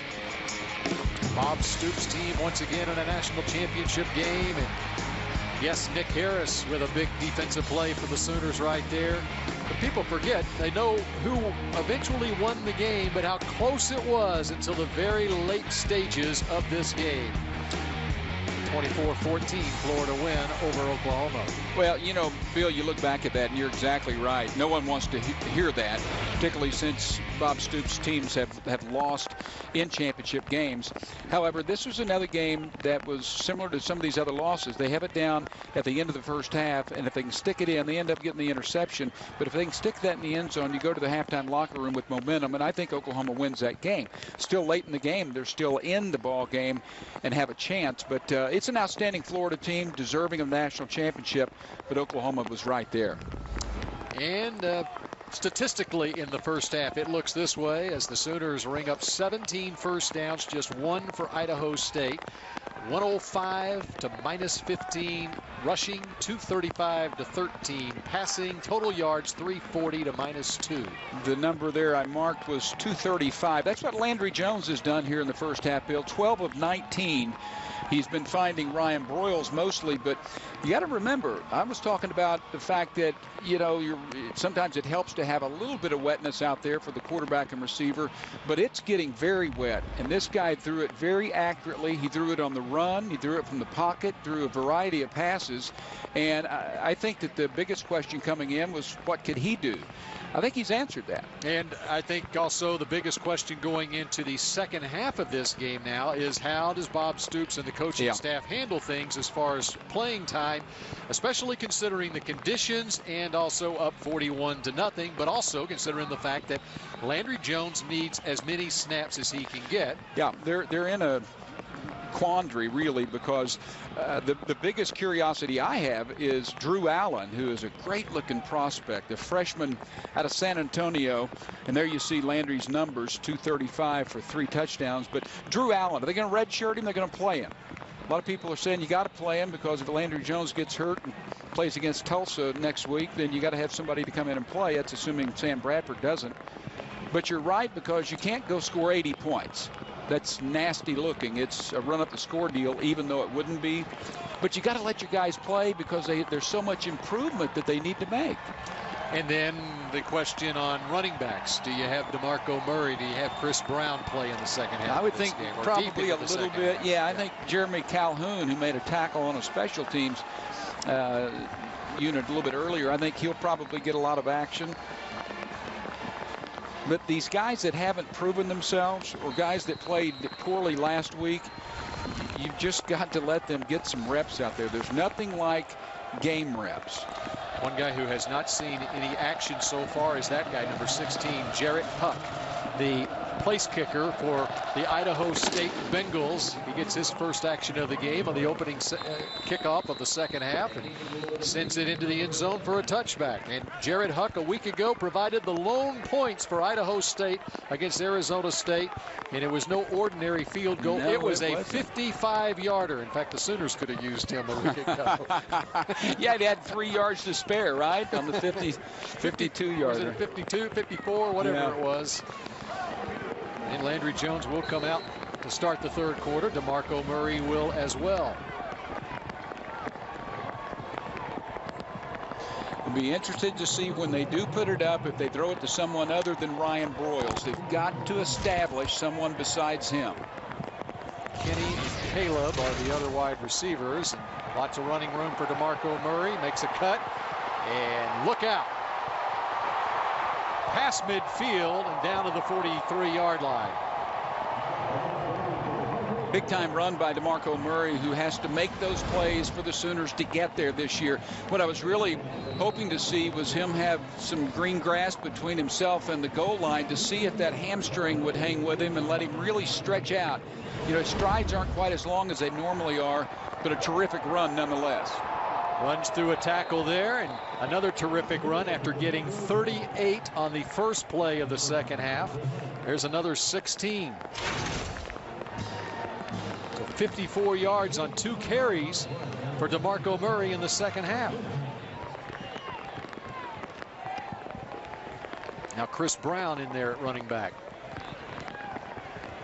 You know, looking at that picture, it looks perfectly dry. It's not. That's a quality video. Down inside the 10, Chris Brown out of the backfield catching the football. Idaho State's going to have to come out fighting a little bit, Bill, or, you know, it could easily get nasty. They played hard and played well early in the first quarter, and it still got to 41-0. John Samberlin with a depleted roster, of course, being an FCS team to begin with and playing on the road at a powerhouse like Oklahoma. Only the third FCS team that Bob Stoops has played in his tenure. And the big hit applied outside. Broyles wasn't expecting the blow, and he got it. Still down. And he's still down.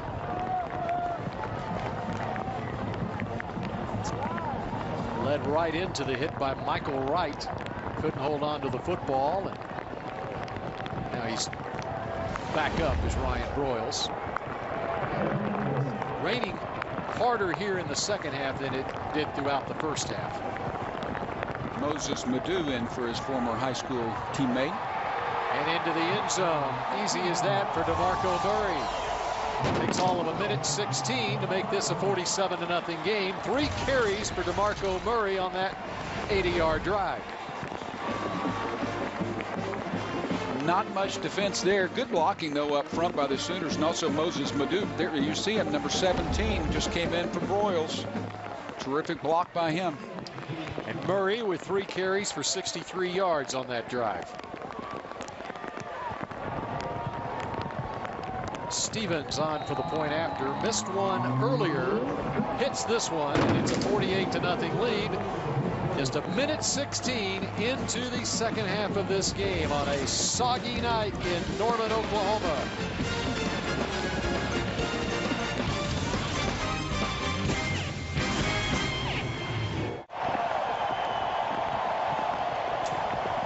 Wow, the rain really coming down. And yes, we're dry up here in the broadcast booth, but those are the ones putting in the real work tonight.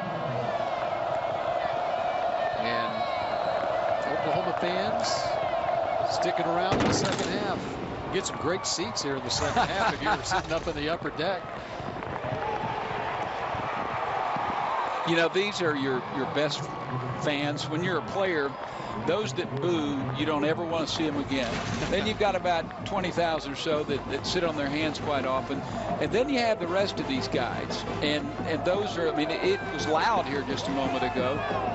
And these guys, I think they were getting more fired up because the rain was coming down heavier. But these are the true blue fans and the crazy ones. Once you're wet, you can't get any That's more right. wet than what they were already. That's through right. The first half. Might as well stay through it. Incomplete from the near sideline. It's Keenan Clayton in the game. Got first team defense out there. Not unexpected here. Now Ryan Reynolds is out as Austin Box is in the middle. And you do have Cordero Moore as well as Casey Walker in the defensive line. Yeah, I mean, Gerald McCoy, you can sit Adrian Taylor, those guys, and where they don't have much depth is where some of the frontline guys will go. But Ryan Reynolds was actually, they spelled him a lot in preseason ball, didn't give him as many reps, and it wasn't because his knee was sore, coming off 3 knee surgeries. It's just because they wanted to let him rest some and check the other guys out. Unfortunately, Bill, the guys that they checked out aren't playing. Mike Balogun, terrific prospect, having improved so much late in the season a year ago when he got a lot of playing time. His status still unknown. And then, of course, Tom Wirt, who I've never heard Brent Venables speak more highly of a freshman linebacker. He says clearly the best he's ever seen. Out of New Braunfels, Texas, and he had an unfortunate knee injury in preseason drills. So the strongest position you have goes to one that's a concern. 3rd and long for Idaho State. Going deep downfield. Overshoots everybody. And it's punt time once again for Idaho State. And Kyle Blum getting the start at quarterback for the Bengals. Russell Hill was scheduled to start, but he injured a hand in practice this week. Not believed to be a too serious injury, but Zamberlin decided to give Kyle Blum the start in this game and probably throughout this game because the backup has never played in a college football game. Dominique Franks is the deep man for Oklahoma. Of course, hopefully Ryan Broyles is okay after taking that big hit on the last offensive possession. John Vanderwielen with the punt. There is a whistle at the snap, and looks like the play clock ran out. Perhaps not. Delay of game. 43 on the offense. 5-yard penalty. Still 4th down. Well, I have a feeling that we've seen the last pass thrown to Ryan Broyles. And there's a guy who can chunk it pretty well, William. That's exactly right. Sam Bradford in that right shoulder, gotten a lot of interest nationwide, and he has really had a lot of improvement this week. He's been in the pool a lot. Says that it hasn't given him pain at all, and he is anxious to get back out there. Probably a little overly optimistic. Started his rehab the day after that BYU game. Franks fields the grounder. Running sideways for no gain. So the Sooners will take over on offense at their own 30-yard line. When we come back to Norman, it's 48-0.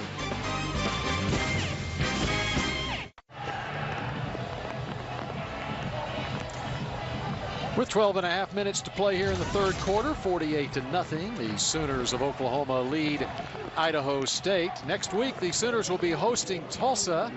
And then after a week off, they make that trip down to Miami to play a nationally ranked opponent. And back here in Norman to play Baylor in that Texas game on the 17th of October. As it turns out, with the status of Sam Bradford, it's a very fortunate thing that the Texas game is a week later than normal this year. It gives that man an extra week to get back. Sooner fans are hoping he gets back far before that. Landry Jones still in there, Sam Bradford, and I was talking a little bit earlier that he's not having pain in that shoulder right now. He's getting quite a bit of motion in it, not begun throwing, but he's anxious to do so. The coaches are very optimistic, but at the same time, you can't get out there too early. There's the draft status for one thing, but just the re-injury issue of if you get hurt again, you're done for the year. The completion to DeJuan Miller, who took a seat at the 35-yard line, had a lot of running room in front of him had he been able to keep his feet. Jeremy Calhoun in the game at running back now. I think Landry's gotten some coaching from Josh Heupel, the runner-up in the Heisman, Sam Bradford, the winner, and then, oh, by the way, Cale Gundy, who held all the records till Heupel showed up. Think they've got any coaching for him? Over the middle, incomplete at the midfield. Let's go down to the sideline now, and Alyssa Walker-Campbell. Hey, you guys have been talking about the quarterback, Sam Bradford, and although he's finding himself in unfamiliar territory and injured and on the sideline, he is still very much playing an active role with his team and being a vocal leader. You know, Sam had said coming into this year that he wanted to focus more on his leadership role, be more vocal, be more demonstrative, and to be quite candid, guys, it's something he's really had to grow into. His personality is perhaps a little bit more laid back. He's pretty quiet normally, but we even saw in the second half in the BYU loss him really trying to rally his Sooners and give them a boost, and this leadership is going to be vital so that the Sooners can regroup, and they will need momentum. As you guys were talking about Tulsa, Todd Graham's team, they'll be ready to go. That's certainly right, Alyssa, as there's flags down. Tressway limping off the field. Well, this should go against Idaho State and put it in fourth and very short, or first down, but probably fourth and very short. Outside. Defense. Result of the penalty, first down. Well. Well. Not sure I guess the stake was right at the 40-yard line, and they determined that they didn't even need to measure that. Yeah, the guys on the sideline said, we don't want to run out there. just move on to get that running clock. A lot of pressure on Tressway. He actually gets hit and limped off a little bit. Tressway feels so badly because he was the kicker on the missed field goal attempt late in the game. He was so excited about his first field goal attempt as a Sooner, having a chance to win a big game like that, and he just said he mishit it. Said it was a good snap, good hold. He said he just mishit it. Landry Jones still in there at quarterback for Oklahoma. Madu and Kinney are the receivers to the right. Gets it out on the screen to Jeremy Calhoun. Look at Jeremy Calhoun go into Idaho State's end of the field inside the 45-yard line. The redshirt freshman from Van, Texas. He has really improved since he's gotten here, and he is a redshirt freshman, so he hadn't been around long, but he didn't look like this a season ago. And I mentioned Chris Brown's sleeker. This cat is as well, and he was, you know how he was down in Texas. He's a heck of a player and a played All-American. Highly touted. Played at a smaller school at Van. In fact, they were forced to play him at quarterback. Class 3A school. He was the state player of the year. And Madu gets inside the 40. Adrian Tennell is now in the game for Oklahoma. He is the wide receiver in the near side of the field, split out to the left. Moses Madu with his first snag.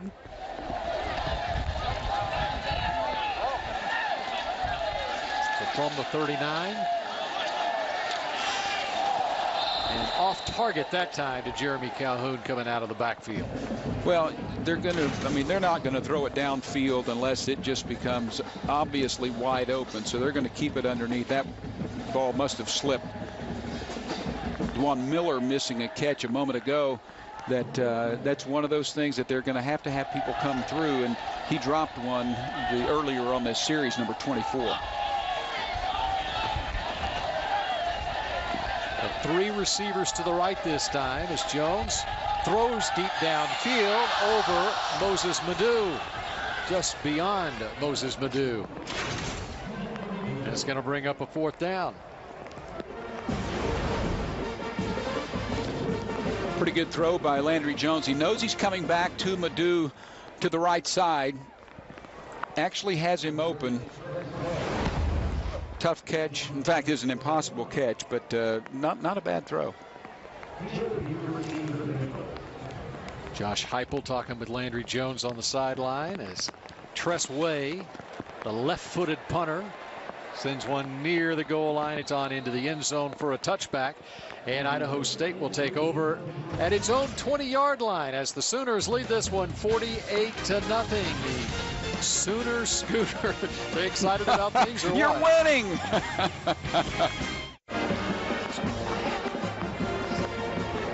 10:13 to play in the third quarter here in Norman, Oklahoma. John Zamberlin's Idaho State Bengals expected a night like this. Hope that they didn't have the rain that they've had to endure in this game, but it's been raining points for Oklahoma. 48-0 at this point. Idaho State takes over at the 20-yard line. Several backups now in the game for Oklahoma on defense. Throwing deep down the sideline to Isaiah Burrell. It's a completion at the 39-yard line for the second first down of this game for the Bengals. Well, if you just tuned in, you have missed 48 points. But if you just tuned in and you just saw that play, you'd think that this was the Miami Dolphins. That was extremely well executed. You were going to say the Cincinnati Bengals? Well, I was. Yeah, that's right. That was too easy. Give them more credit. From the 39, rolling left, Blum. And that one is a misfire. Jaron Taylor. Dominique Franks is still in the game at cornerback. In the front seven, however, defensively for Oklahoma, there are some backups. We already saw number 91, R.J. Washington in earlier. But the linebacking crew, I'm interested in seeing Ronell Lewis play, number 56 and linebacker. Yes. He's in the game now. True freshman. Came out of Dewar High School where they played 8-man football, but physically he fits the part, number 56. Dewar, Oklahoma, located right by Henrietta. Population 921. 2nd and 10.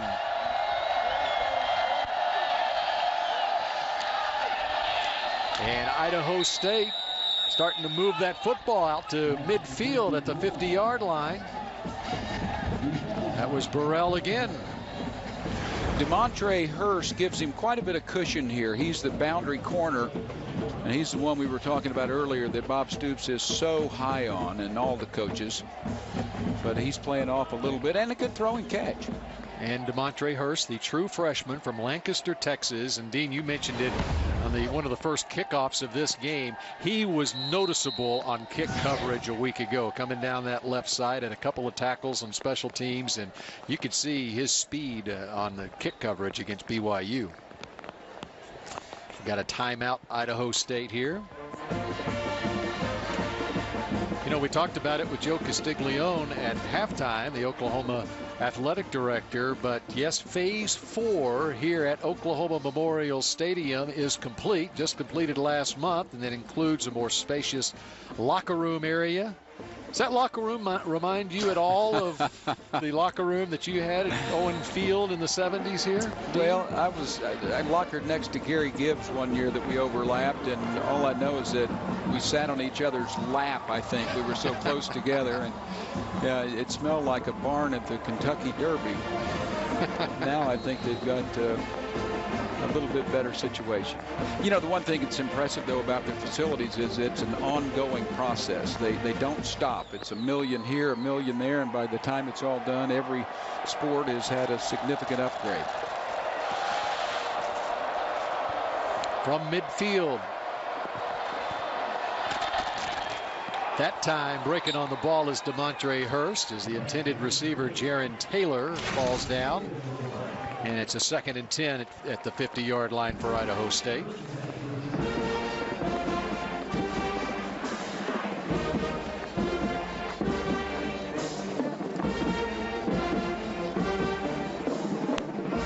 Other youngsters in the game for Oklahoma defensively. Number 5, Joseph Ibaloy from Garland, Texas. Nicely done, Bill. Ibaloy. Right? That's exactly right. I just guessed. No, that's... I wanted to say Ibaloye, but I actually read the media guide, and there's a great pronunciation guide in there that said Ibaloy. That is exactly right, and before his career is over at Oklahoma, people will all know how to pronounce Joseph Ibaloy. This guy he was a safety a year ago, and they moved him up to linebacker to Sam. Plays the position that Keenan Clayton plays, but he's rangy, very long.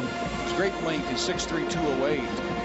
But I think he has a very bright future in front of him. You know, that's something that's very important in the age of the spread offense. In recruiting, you find those safeties who are big enough to convert into a linebacker position that way, and especially with the no huddle where you can't substitute defensively, you got to have versatile players out there.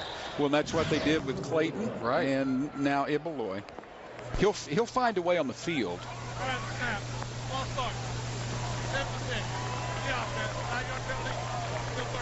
He'll find a way on the field, and probably next year as a Sam linebacker, because Clayton's gone. But whether it's at safety or this position, he'll play. And so, Sooner fans, it's Ibaloy. Ibaloy and Wirt, 2 names you're going to hear, and you mentioned Lewis, Jaden Bird. First 30 plays, a -4. The last 5 plays, 31 yards of offense for the Bengals of Idaho State. Facing a 3rd and long here, and it goes incomplete. It'll be punt time one more time for Idaho State here. You got to wonder why you run a 6-yard out when you've got 3rd and long.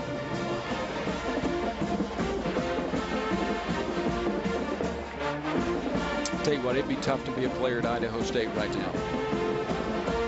I mean, you're just sopping wet over there. You got no chance in the game. For what they're playing for, things are going to get very competitive for them on down the road this season, because the competition is going to be different than the first 2 games of this season, playing at Arizona State and at Oklahoma. And trouble here, more trouble for the Bengals, as Oklahoma special teams come through in a big way. Marcus Trice out of Mesquite, Texas. Well, he made the play on both ends of it, and Trice is the guy I started mentioning a moment ago, but he wasn't on our screen, so I couldn't. But now he deserves all the mention. Now, for him to block that is pretty good, because he's only 5'8", 178, but he's a true freshman that they absolutely love. And I really think Marcus Trice is a great example of the job that Oklahoma coaches do in recruiting, because he wasn't that highly regarded until Oklahoma got on him and he committed to Oklahoma at the outset of his senior season last year. There's a fumble and Landry Jones goes down. And probably one of the reasons he wasn't as highly regarded was because he's listed at 5'8". Well, he was a playmaker at Mesquite High School last year. Is that right? Offense and defense, yeah. Well, they say he covers a lot of ground and a heady young kid. It did not surprise me at all to see that Marcus Trice was making an impression in preseason camp and playing as a true freshman this year. I think there's a good look at him. Comes in a lot of nickel and dime situations. You know, I think we're getting our answer on the possible red shirt situation with Drew Allen, because he is a player with a lot of potential who backs up Landry Jones, and he's yet to hit the field. They want to give Landry Jones as many reps as possible, but at the same time, it's probably time you would have seen Drew Allen. Calhoun trying to push his way forward to the 23-yard line. I don't know if they did this on purpose, but that's a very conservative call, and I was thinking they were putting themselves into position on this 4th down for a field goal to give Stevens an opportunity, but they're not. They're going for it, so my point's wrong, and Bill, why don't you take it over? Moving on from the 23, Idaho State defensively expected it, I think, as well, and there's the pick. And Idaho State's defense comes up with a play right there. That is Philip Pleasant, who led the Bengals in tackles a week ago against Arizona State. He is a redshirt freshman from Rosamond, California, and he comes up with a big defensive play on 4th down. Not a good decision on that one. Haven't seen that much tonight, but terrific protection, and if it's not there, he's done a pretty good job of checking down to other receivers. But on 4th down, you've got to make the play, and if you don't, I guess an optimist would say, well, you moved him back 15 yards. There's Drew Allen, number 15. John Nemo, number 5, out of Ponca City, is the 3rd quarterback, at least a healthy 3rd quarterback. And the completion goes for a pickup of another 1st down, 3rd of the half for Idaho State. That was Ponciano on the receiving end, out to the 30-yard line. You know, but that was just more evidence that Landry Jones needs as many reps as possible. Yeah. It does become a dicey situation, though, because you also don't want to risk injury with Landry Jones in the second half of a game. I mean, it's the same principle. It's not the same quarterback as Bradford, but same principle, since he's the only experienced and just somewhat experienced quarterback on the roster. You're exactly right.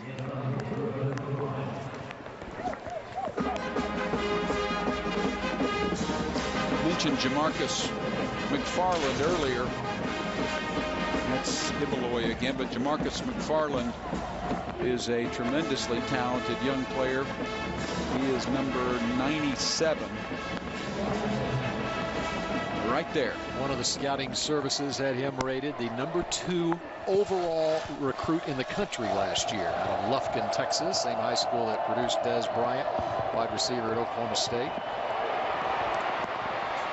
Blum takes a slide down, and it gets into a manageable 3rd down for Idaho State. Well, we mentioned 97. He'll run right by the Blum, the quarterback here. He gets good penetration, but Blum slips by him there. You know what they're saying about Jamarcus McFarland? They're mentioning some pretty big names who he sort of reminds them of. You know, the Tommy Harrises and those guys that came in and had an immediate impact. Now, he's not doing what Tommy Harris did his first year here, but they see some qualities that say that he could be very special. Of course, Tommy Harris was starting from the word go in his college career. Passes behind the intended receiver, Jaron Taylor.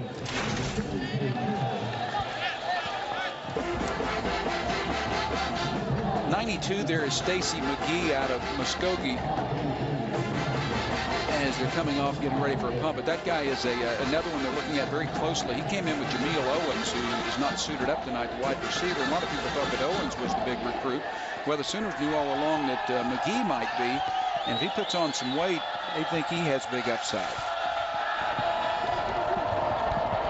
Rugby-style punt again, and they almost got to it, the Sooners did. Dominique Franks with the return. Passed a few. That's what I don't get about that rugby-style punt, because if you had just punted it, you know, if you got the ball and just punted it the way you would normally punt it, wouldn't have been any problem. But he starts running around, almost gets it blocked. Last time, it's Trice after him again, isn't it? Or is that DeMontre Hurst? Yeah, DeMontre Hurst this time. A couple of athletic true freshmen, Trice and Hurst. He waited just long enough to get that kickoff. And Hurst is probably happy that didn't hit him, by the way. It might have hurt. 36-yard line. And Landry Jones at quarterback. Play clock 2.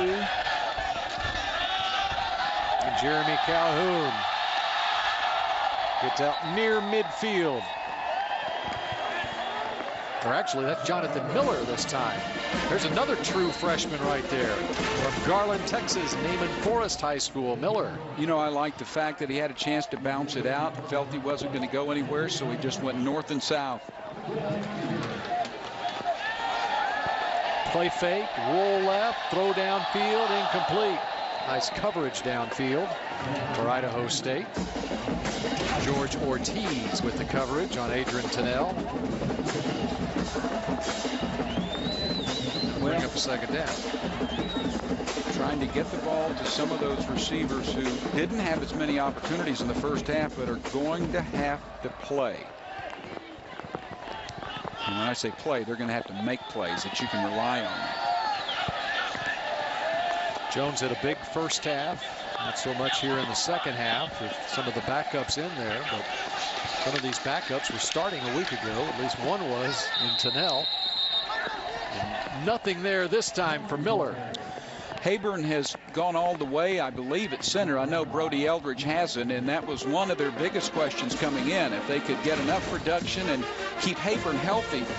He's gained 20 pounds since he's been here. They love his work ethic, but if he can stay healthy, he has a back issue, then they can leave Brody Eldridge at tight end, which helps them get their best players on the field. Move Corey Brandon over to left tackle as Trent Williams is out of there. And some good defense from Idaho State right there. Moses Madu with the catch. Dustin Tu with the tackle. Very good throw. It's not what you're looking for, but at the same time, he checked down, took what he could. Good throw with a wet football and very good catch. That's about all Moses Madu could do with that one. So as we move under 4 minutes to play here in the third quarter, it's time for Tress Way one more time.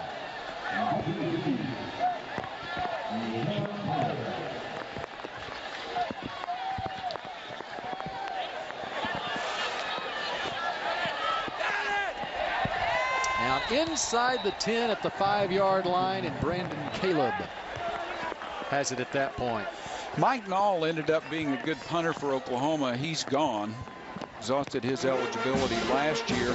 But Tress Way seems to be every bit as effective. And I don't know, he's just a gamer. Right? There's something about him I like. I know I used to like watching him in high school kick him about 40 yards out of the end zone. So perhaps at some point he will do some of that. But as a punter, he has a way about him.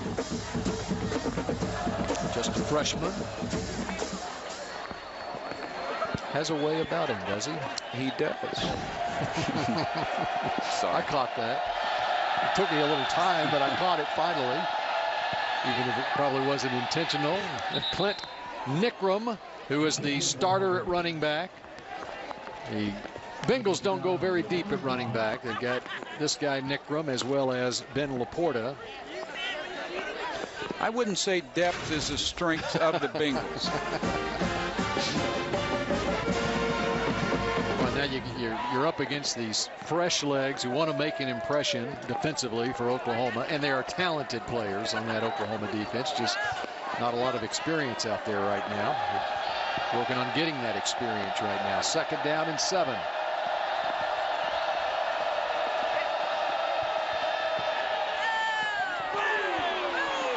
Jamel Fleming with the immediate hit. Ryan Reynolds was back in the game on that play. Fleming giving a little space, but not much.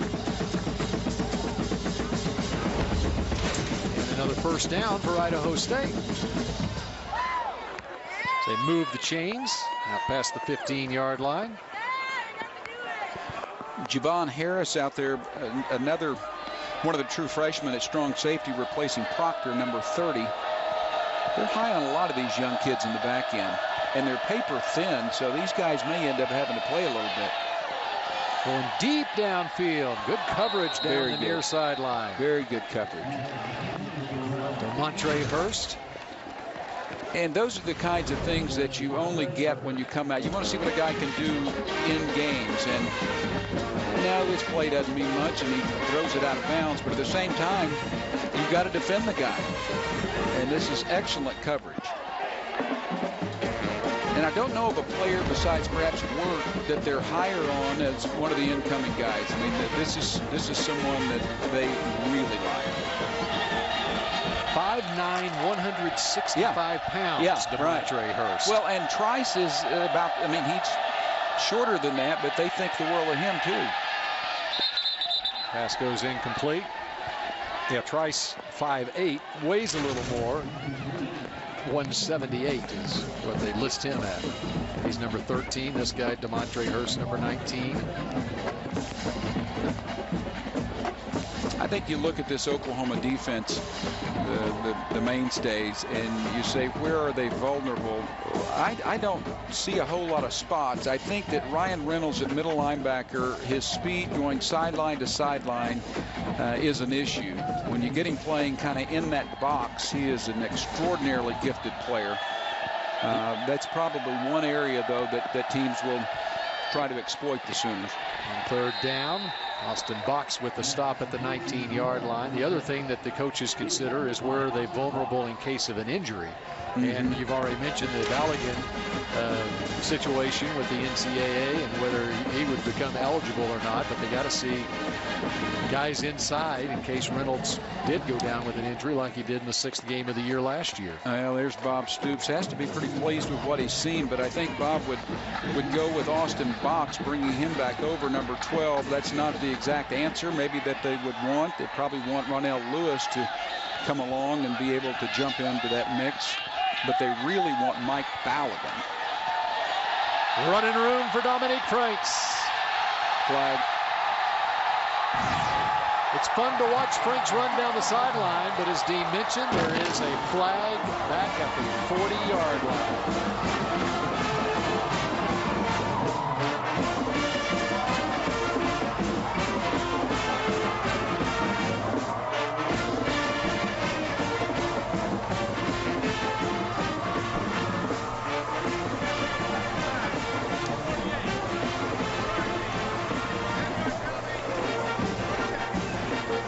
Brandon Crow, number 48.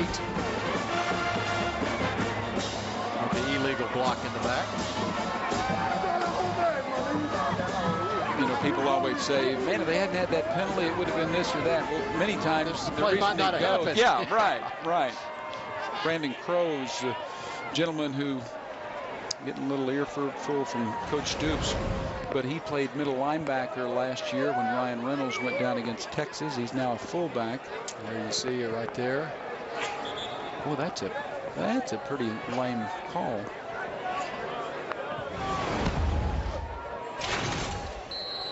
But it's contact. Dom Franks won't be buying him a soda this evening. Well, the Sooners will take over at the 30-yard line.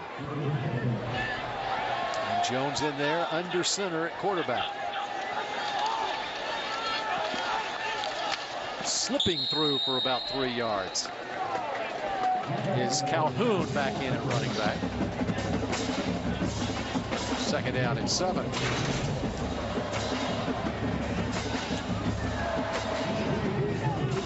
flat tire. James Hanna and Trent Brattery, the tight ends now. Brody Eldridge taking a seat.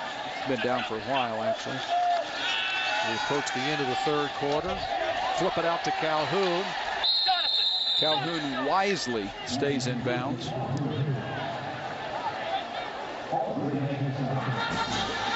I think he still had the flat tire on the shoe. I know. He was running. And I think you heard on the sideline, and I think I heard one of the coaches say Jonathan, meaning Jonathan Miller, get in the game, because Calhoun had absolutely no get up and go because he was playing on a shoe that was not fitting properly. I'm pretty sure that's what happened there. The staff telling Landry Jones just to rest it and let it go to the fourth. I think that was Cale Gundy yelling for Jonathan, the running back, to get in the game.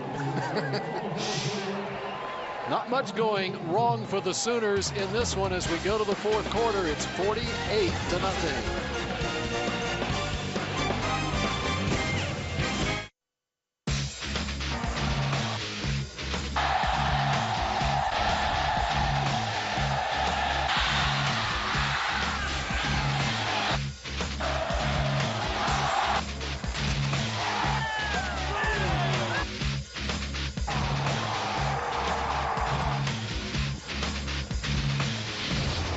We've seen a variety of players, young and old, making plays tonight for the Oklahoma Sooners as they lead Idaho State 48-0, headed to the fourth quarter and facing a 3rd and 2 situation at their own 38-yard line. Landry Jones has gone all the way at quarterback for Oklahoma, and the pass goes incomplete, intended for Moses Madu.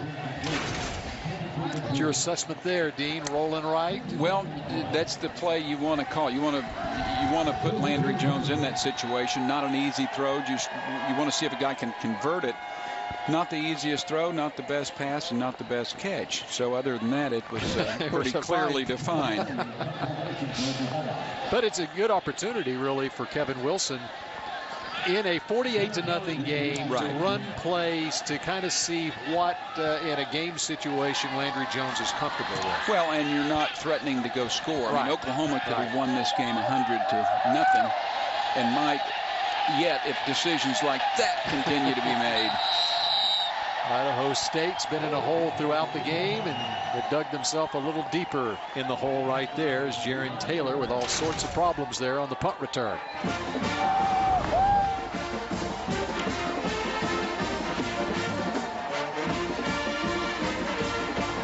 Problem sizing that one up, and then you get a look at the punt coverage guys. And pretty much the regular punt coverage guys out there. You don't typically see substitutions. That's just a horrible decision, though. I mean, you got wind up there, you've got a wet ball floating around, and you're at about your 10-yard line anyway. And instead they're at their 2-yard line here.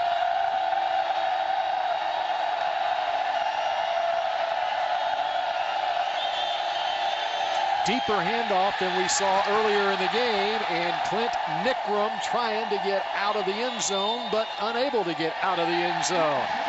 And the backups for Oklahoma's defense can celebrate putting 2 points on the board. The backup defense leads Idaho State 2-0. Great penetration. Shows you how wise the play call was early in the game when they were trying to get out of their own end zone, and they gave it to Clint Nickram as the fullback for a quick dive play. This time it was a deeper handoff, and the Sooner reserves were up to the challenge. Yeah, that was 56 we talked about extensively earlier, Ronnell Lewis. And if you got a good look at him there, you can tell he's got the body. Great speed, and he's one of those guys that's real explosive too. And those are the kinds of players Oklahoma has had in the middle in the past. The Lance Mitchells, the Torrance Marshalls, Rocky Kalmas, people who could explode into you. There are different types of linebackers. I mean, 28 Travis Lewis, for example, is a guy who's more of a rip you to the ground type of player. But Ronnell Lewis is going to be one of those stick you in the mouth guys. And the Sooners are going to need a guy like that in the middle once Ryan Reynolds graduates after this season, Reynolds being a senior. So it'll be this type playing time for a guy like Ronell Lewis is very important on down the road as far as Oklahoma football is concerned, the defense. Well, you look out and you see a guy like Travis Lewis on these special teams, and you want them to make plays, but you don't want them to put themselves in harm's way. You got Ryan Broyles deep. That's a good sign that Ryan Broyles is out there after taking a nasty hit earlier, and Dominique Franks is back there too. And just like you say with Broyles, you want to make sure he's okay. Falls down at the 45-yard line. Well, what a night it has been for Ryan Broyles. You know, we talk about measurables, and what we're talking about are like verticals, your leap, your broad jump, your bench press, those types of things. When you look at what Ryan Broyles can do, he runs a 4.4, so he's the fastest of the wide receivers. He's the strongest at 320 pounds on the bench. He just does a lot of things that are special. I think just having a feel for the game is what makes him separates him from a lot of players. And Ryan Broyles, just a sophomore out of Norman North High School, from the 48-yard line. Come on, Bill, you've only made one mistake tonight. Norman High School now. I'm sorry. I'm sorry. That's okay. Your only mistake has to be from my high school. I'm sorry. You know what? I had Norman North on my mind because of their canceled game last night. Very good. And, oh, my apologies to Jay Jimerson. Brian was a great athlete, though. He was recruited by a couple of people in basketball, averaged 18 points a game. Big hole up the middle. Inside the 10. It's the first collegiate touchdown for Jonathan Miller.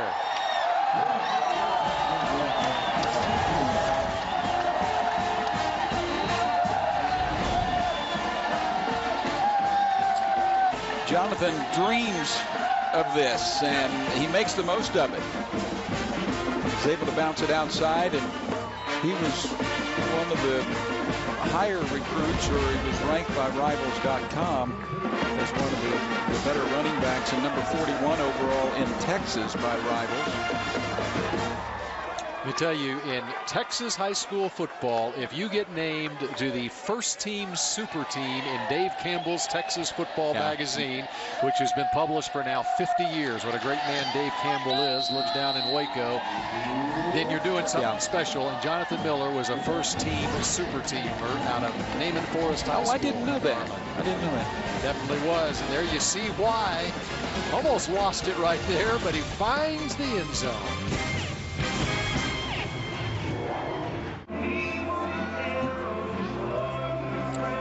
Sooners lead the Bengals 57-0. We're still early in the fourth quarter of this game. Sam Bradford out 2 to 4 weeks. And what a special year it was last year for Oklahoma football and basketball. How rare is this? A Heisman Trophy winner and a Naismith Player of the Year, Sam Bradford and Blake Griffin from the same school. Well, it's this rare. The only other time that's happened was in 1967 when a fellow by the name of Lou Alcindor for UCLA and a quarterback by the name of Gary Beeman won the Heisman Trophy, and the Player of the Year was Lou Alcindor. And for you youngsters out there, he became Kareem Abdul-Jabbar. I did not know that answer. I knew the question, but I never heard anybody give me the answer. Right out to the 20-yard line. Courtney Parrish didn't have a great season by her standards on the OU women's basketball team, but at one point in her career, it looked like she had the potential to be that, which would have made that a pretty special trifecta. Unique. I don't know that UCLA had a... Yeah, I was trying to think of... Cheryl Miller had not been thought of at that point. Well, and then, of course, women's basketball wasn't an NCAA-sanctioned sport back in 1967 either. So Idaho State starting from its own 20-yard line here.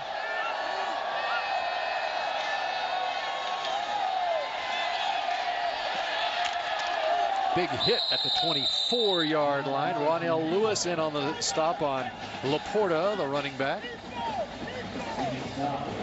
If nothing else, coaches want to see collisions. You know, you can't play this game unless you're willing to play all out, give up your body. They can teach you where to be if you're not a knucklehead, and you got to be fierce once you get there. Kyle Blum has gone all the way at quarterback for Idaho State. Both quarterbacks have gone all the way. Brought down at the 25-yard line. Once again, Lewis in on the stop, and McFarland. Picture of the future of Oklahoma's defense here. Yeah, I'd say several of these guys are names that people will be hearing for years. King, 90, I mentioned earlier. He hadn't gotten as much pub as some of the other players and even defensive ends. R.J. Washington gets a lot of pub. He deserves it, but David King is Chris Wilson, the coach, defensive ends, thinks he's special. Guy that will be able to pressure the passer at good speed. Out to near the first down marker, the completion for Idaho State. Kyle Krosh on the receiving end. And Jamel Fleming defending. King has the range you want. He's 6'5", and he plays longer than that. That's about the only thing Austin English doesn't have. Austin's 6'3" and does everything in the world. He is not long by NFL standards, but I'll sure take him. You know, which makes you wonder when you look at NFL scouts, they want that guy who's a 6'5", you know, a 3-4 defense, 6'4", 6'5" guy to play out on the edge. Oh, and there are whistles, and it was Vanderwielen with his knee hitting the ground, and so it works like a turnover for Idaho State. The ball will go over to Oklahoma. Frankly, neither coach wants to see this, because Bob Stoops wants to see plays run but not points scored, if that makes sense. So Oklahoma will take over at the Idaho State 15-yard line in a moment.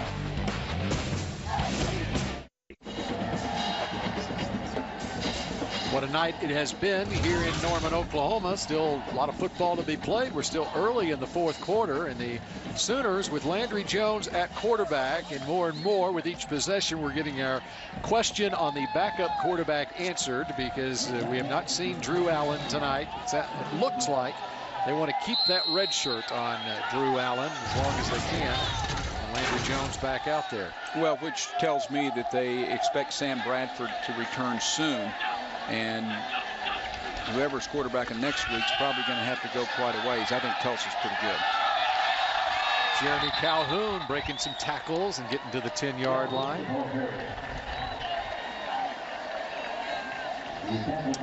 Jones is 18 out of 32 for 286. Had the one pick here in the third quarter and 3 touchdown passes to Ryan Broyles in the first half of this game. And with that I formation, and Brandon Crow in there at fullback. Motion outside. I mean, those are plays that just absolutely kill you. Tell us about it.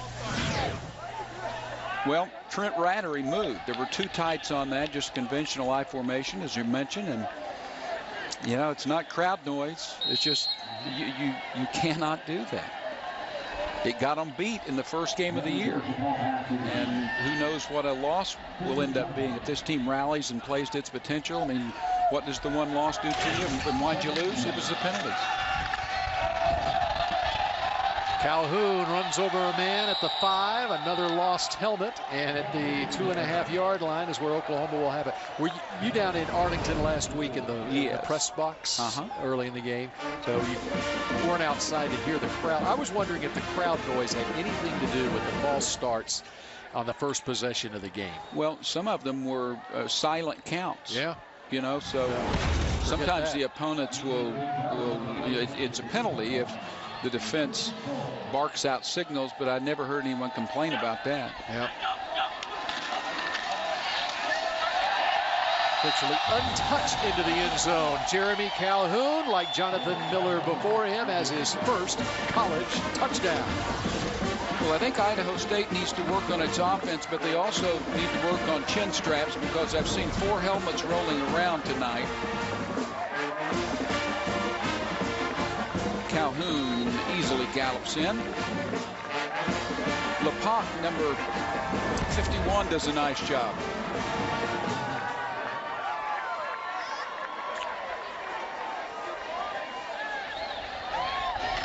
And Stevens getting a workout with these point afters. And it's now a 64-0 lead for Oklahoma here, as the Sooners well on their way to tying an all-time record for consecutive home victories, 25 in a row for Bob Stoops' team. He is on his way to 61-2 in his time at Oklahoma at home. Pretty stout, isn't it? Yes, definitely is. You know, Bud Wilkinson had the 47 straight. Coach Switzer, you could pick out about, one of 5 or 6 things. Bob Stoops' number of Big 12 championships is remarkable to me. 6 in 9 years in a conference that's really good. That's more than all the other schools combined. Yeah. 25 straight home wins with this one tonight. Of course, that leads the nation, but when you look at the competitiveness, and especially the OU Texas series, right, and to be able to win 6 out of 9 conference championships, including 3 in a row. And I also think it's a testament to how Stoops and his coaching staff is able to get this team through the years. Whether it's this team this year, remains to be seen after the disappointment in the opener.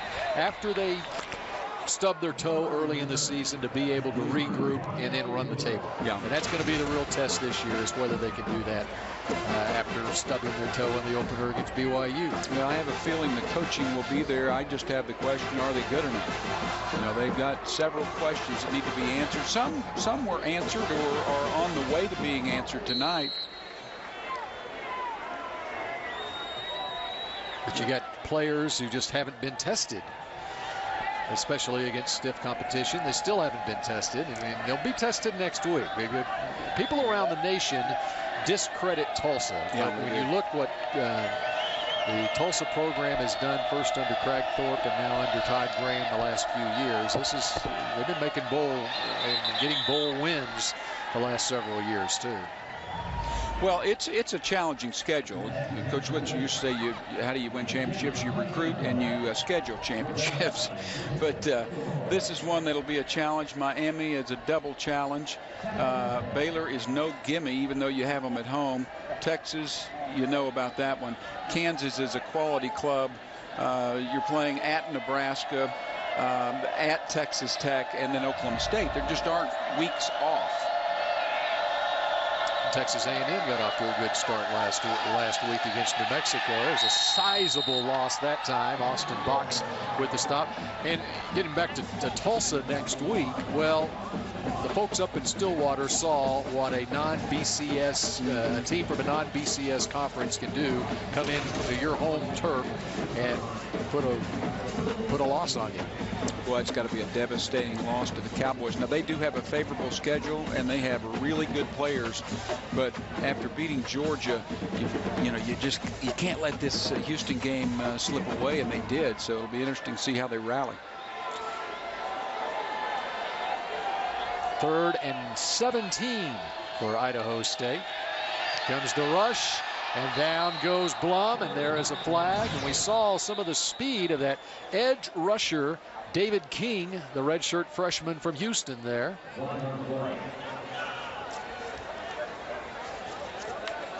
I think that tackle should be discredited to Lance Cartwright, number 71, the offensive tackle. Oh.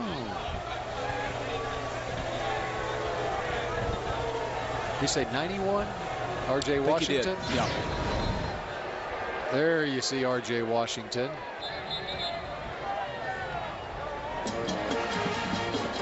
So that's how Kyle Blum went down. Good call by the officiating crew.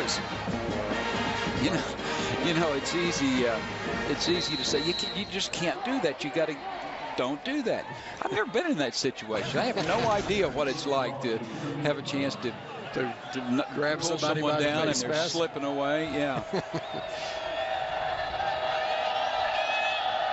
So you don't know how difficult it is to not do that. The 38-yard line. There's Austin Box. You know how it feels to have that done, and that wasn't a flagrant, but you get somebody that grabs you by the face mask, you're just hoping you come out of it with a neck. You're really just hoping you come out of it alive. Austin Box, dependable guy. Sometimes plays a little bit stiff, but he's a guy that they bank on to be able to play any of the 3 linebacker positions.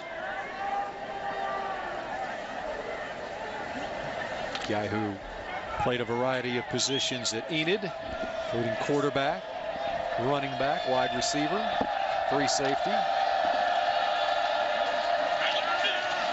Some speed on that Oklahoma defense. You got a feel for the Idaho State players who've been out there all night going against this kind of talent. Well, that's how you get better. That's right. You know, the offensive line at Oklahoma felt that they were further along than a lot of people had given them credit for being, because they played against a great defense. Now, it proved the penalties absolutely killed them, and it's yet to be seen how good they are. But the same thing should hold true for a program like this in Idaho State. You're not going to match up with them, but when you play against these types of teams, you learn what it's like to play against the best.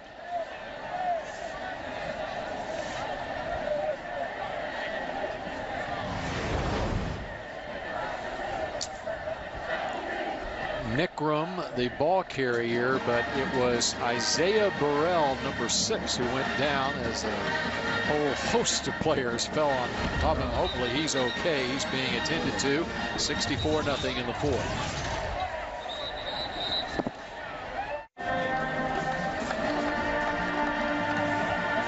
Oklahoma leads Idaho State 64-0. We still have 7 minutes and 20 seconds left to play here at Gaylord Family Oklahoma Memorial Stadium in Norman. This is something you just hate to see, especially in the latter stages of a game like this. Number 6, Isaiah Burrell here goes down. Now watch how quickly he knows it's serious. Watch him. Look. It's sickening to see that reaction from Burrell. And during the break, the training staff of both teams was attending to Burrell here, and they're still hovering over him. And just hope that the 6'2", 183-pound wide receiver, junior 2-year letterman from Corona, California, does not have a serious injury. You know, I always wondered, it looks like, yeah, perhaps a break, but I always wondered when my mom was always scared every time she went to a football game I played in. The more you watch these games and how violent they are, you understand. And after you become a parent, you understand that. Yeah, right, too. right.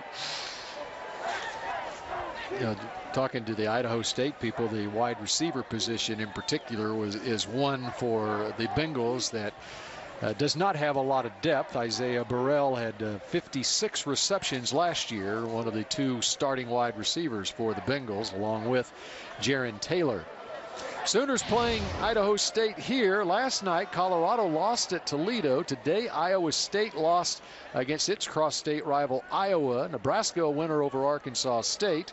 Meanwhile, other games today up in Stillwater. Oklahoma State falls to Houston 45-35. Texas pulled away late to win by 31 over Wyoming. In the 4th quarter, Kansas State is trailing the Ragin' Cajuns of Louisiana Lafayette. Missouri now has gone ahead of Bowling Green in the 4th by a touchdown. Tech now routing Rice 55-10. They play Texas next week. That ought to be a good one in Austin. And now Kansas has a 27-0 lead over UTEP in the 4th quarter. Lafayette down there, and I call it Lafayette now. I live there, so if you've lived down there, you got to call it that. So, but anyway, down in Louisiana, that's a pretty good ball club, and you know, Bill Snyder, bless his heart, he was handed nothing. But with a close game like that, you know, don't be surprised if they find a way to. I think there were 2 down, find a way to kick a field goal and win that thing.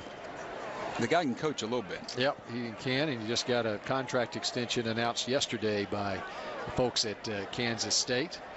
You see Landry Jones on the sideline. And now you see Burrell as he's being carted off, and hopefully he'll be okay. Landry Jones had a highly productive first half, and in fact his favorite target, Ryan Broyles, had 3 touchdown receptions. That's not an easy ball to throw there. Great ball fake, going left, throws it on the money, and this one, you know, he called it a little underthrown, but that's just trying to be exact on critiquing. That was a good throw. Ball is still wet. You can't really tell it from these pictures, but it's not an easy ball to throw, and that one was a phenomenal throw and catch. In the third quarter is when the rain came down the hardest in this game, and threw a pick in the third quarter, and with the backups in there, I'm thinking John Nemo may be going into the game. He's cranking up. Either he's going to have a big night after the game or he's going to go in. And I know John a little bit. I'd say that the chances are pretty good for both. And that will really answer the question on Drew Allen, the true freshman from San Antonio Alamo Heights High School. He was listed as the third-team quarterback behind Bradford and Jones. Back to action here as Idaho State has the football, and you know that third down. Bill, that quarterback battle next year, a lot of people just think that Sam Bradford will go to the pros, but they assume that Landry Jones is just going to be handed the job, or that he will have already earned the job. That's not the case. Drew Allen, kid they're talking about redshirting here, there he is behind Sam, is not going to play this year, but they really like him a lot, and they really like also Blake Bell, who's committed out of Wichita, Kansas, 6'6" kid who can't come in the semester early. That's what's really going to hurt him. But they've got some players there, and if Landry Jones is the guy, they look in good shape, but it is not a slam dunk. Fair catch called for by Dominique Franks at the 30-yard line. That's where the Sooners will take over on offense. Yeah, so Blake Bell will not be, he's not one of those early enrollees in January. Nope, and that's what really hurts. It's very little chance then that he could really, truly compete. Early, right. For a starting quarterback job. John Nemo will get his first snap out of Ponca City High School. 6'2", 207 junior. He can hit a golf ball a long way, and he's Sam Bradford's roommate. See what he's learned from Sam. Can he compete with Sam Bradford on the golf course? That's what I want to know. Jonathan Miller gets past the 35 to the 36. Sam Bradford is a legitimate somewhere between scratch and 2 handicap. Not a lot of people can compete with him on the golf course then. No, he's legit. Some of the some pro hockey people, a guy who played in the Stanley Cup, had coached him as a junior and said he could play pro hockey if he continued to develop. Golf, you hear that. He was an outstanding high school basketball player, baseball player. And the people I talked to that knew him, and I played ball with his dad, a very humble guy. But Sam is the most natural athlete these people have ever seen. First down, Jonathan Miller.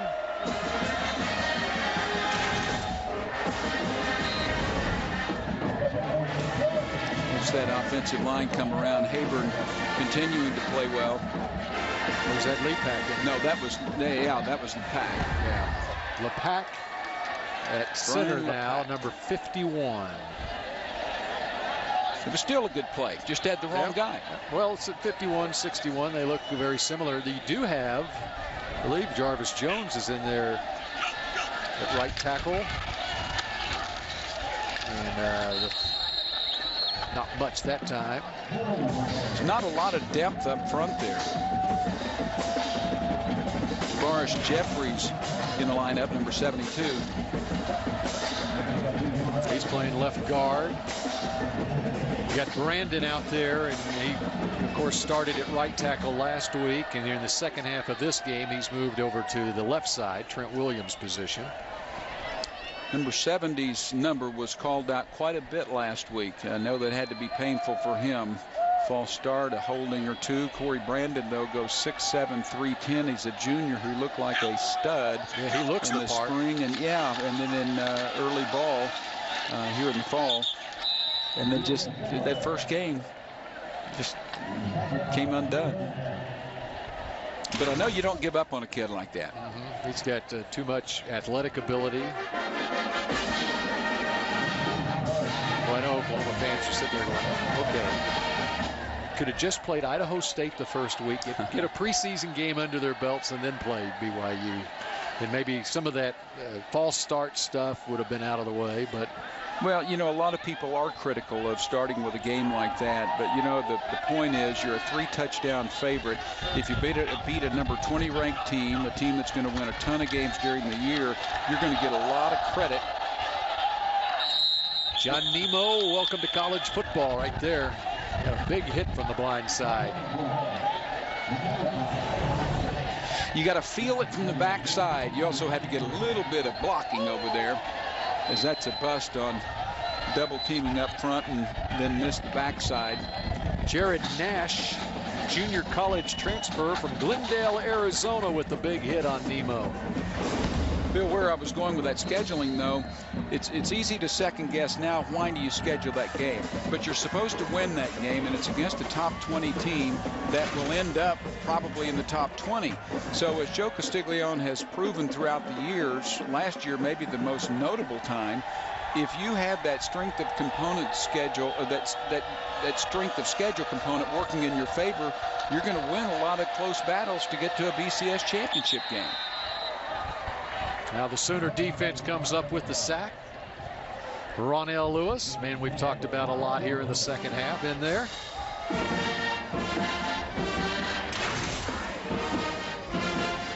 You know, this second half goes about as well as it could. The first thing you think is that you look at the score at 64, because I guarantee you Bob Stoops didn't want to get this thing to 80. It wasn't as clean as it could have been. But overall, they got a lot of people in, and a lot of these young kids played well. One of them is 55, Jaden Bird. The true freshman.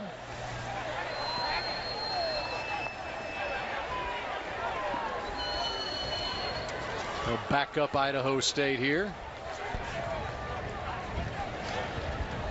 Bird is a kid that he's about 230. He's a freshman. He can get a lot bigger, but he's got tremendous instincts. He's one of those guys that just finds the ball, or he does that in practice, and he did it early in camp.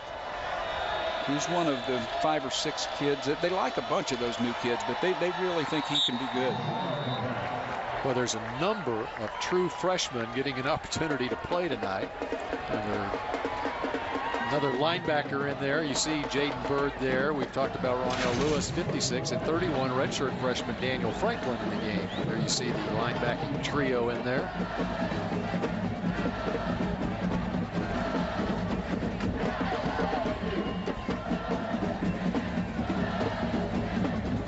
And it's always been Bob Stoops' policy in his decade plus that he's been the Oklahoma coach to give opportunities to true freshmen. He tells them in recruiting, you're going to have an opportunity to play your freshman year. Now, it was an issue this year where they just didn't have a whole lot of depth on their roster, which is providing an opportunity for a lot of these guys to play early on. Well, they do want to play, and it's hard to sign them up if you tell them they can't. You know, there's other places that most of these kids that and Oklahoma signs, they're going to be recruited by Texas or some of these other places, and if one of these other good places gives you an opportunity to play, or tells you they'll give you an opportunity to play, it's hard to say no. I think it's a testament too to the quality of the recruits, that they're able to come in here and play immediately. And you know, you've got guys in particular at that linebacker position like Reynolds, who's going to be done after this year, and you need these guys to be ready to play next year, hopefully not before that in a starting capacity. So the clock winds down. We're down to 7 seconds left in this one. It was 50-50 whether the clock keeper was going to let that one continue to roll.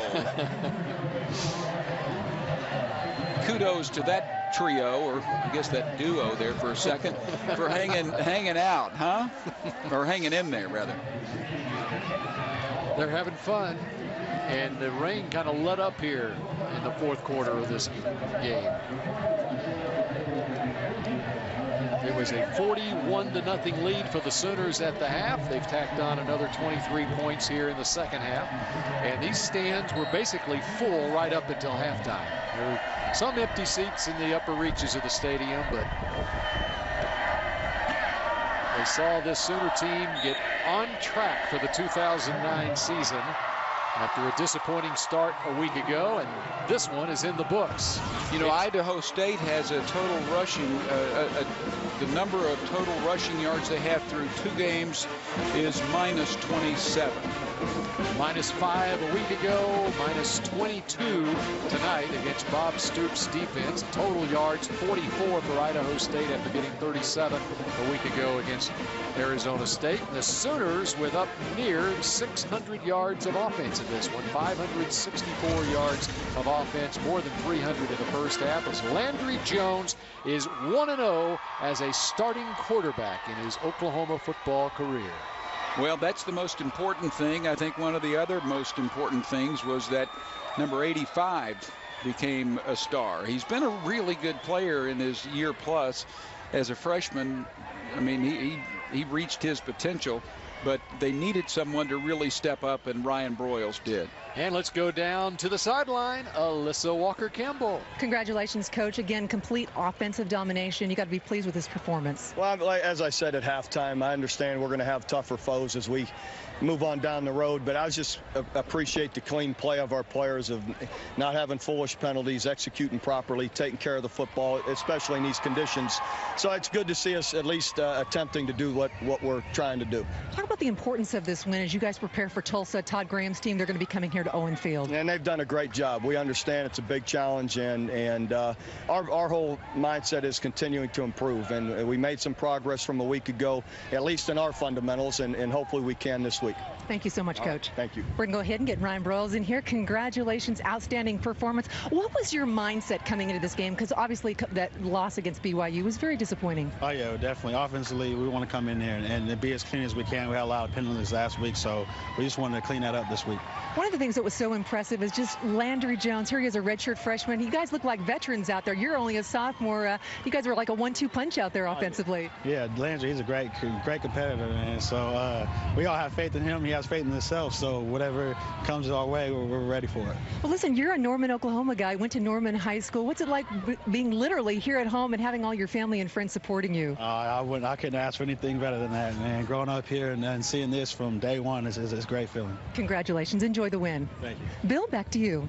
All right, thanks, Alyssa. What a night for Ryan Broyles. A career night as far as receiving yards are concerned. And he got started early on the very first play from scrimmage for Oklahoma. And I'd say, Dean Blevins, that Landry Jones has a favorite target. That would be that man. Yes, he does. The next time out, they'll try to find some others. But for tonight, they found a threat, a go-to guy, and someone that can make plays after he catches it. That was touchdown number 2, and that one was splendid. Just a great feel for the game right there. I mean, just a wonderful feel. I thought there was a lot of moxie on the part of Landry Jones as well tonight. All right, we'll talk more about this Oklahoma victory over Idaho State in a moment. 64-0. The Sooners have 25 straight wins at home.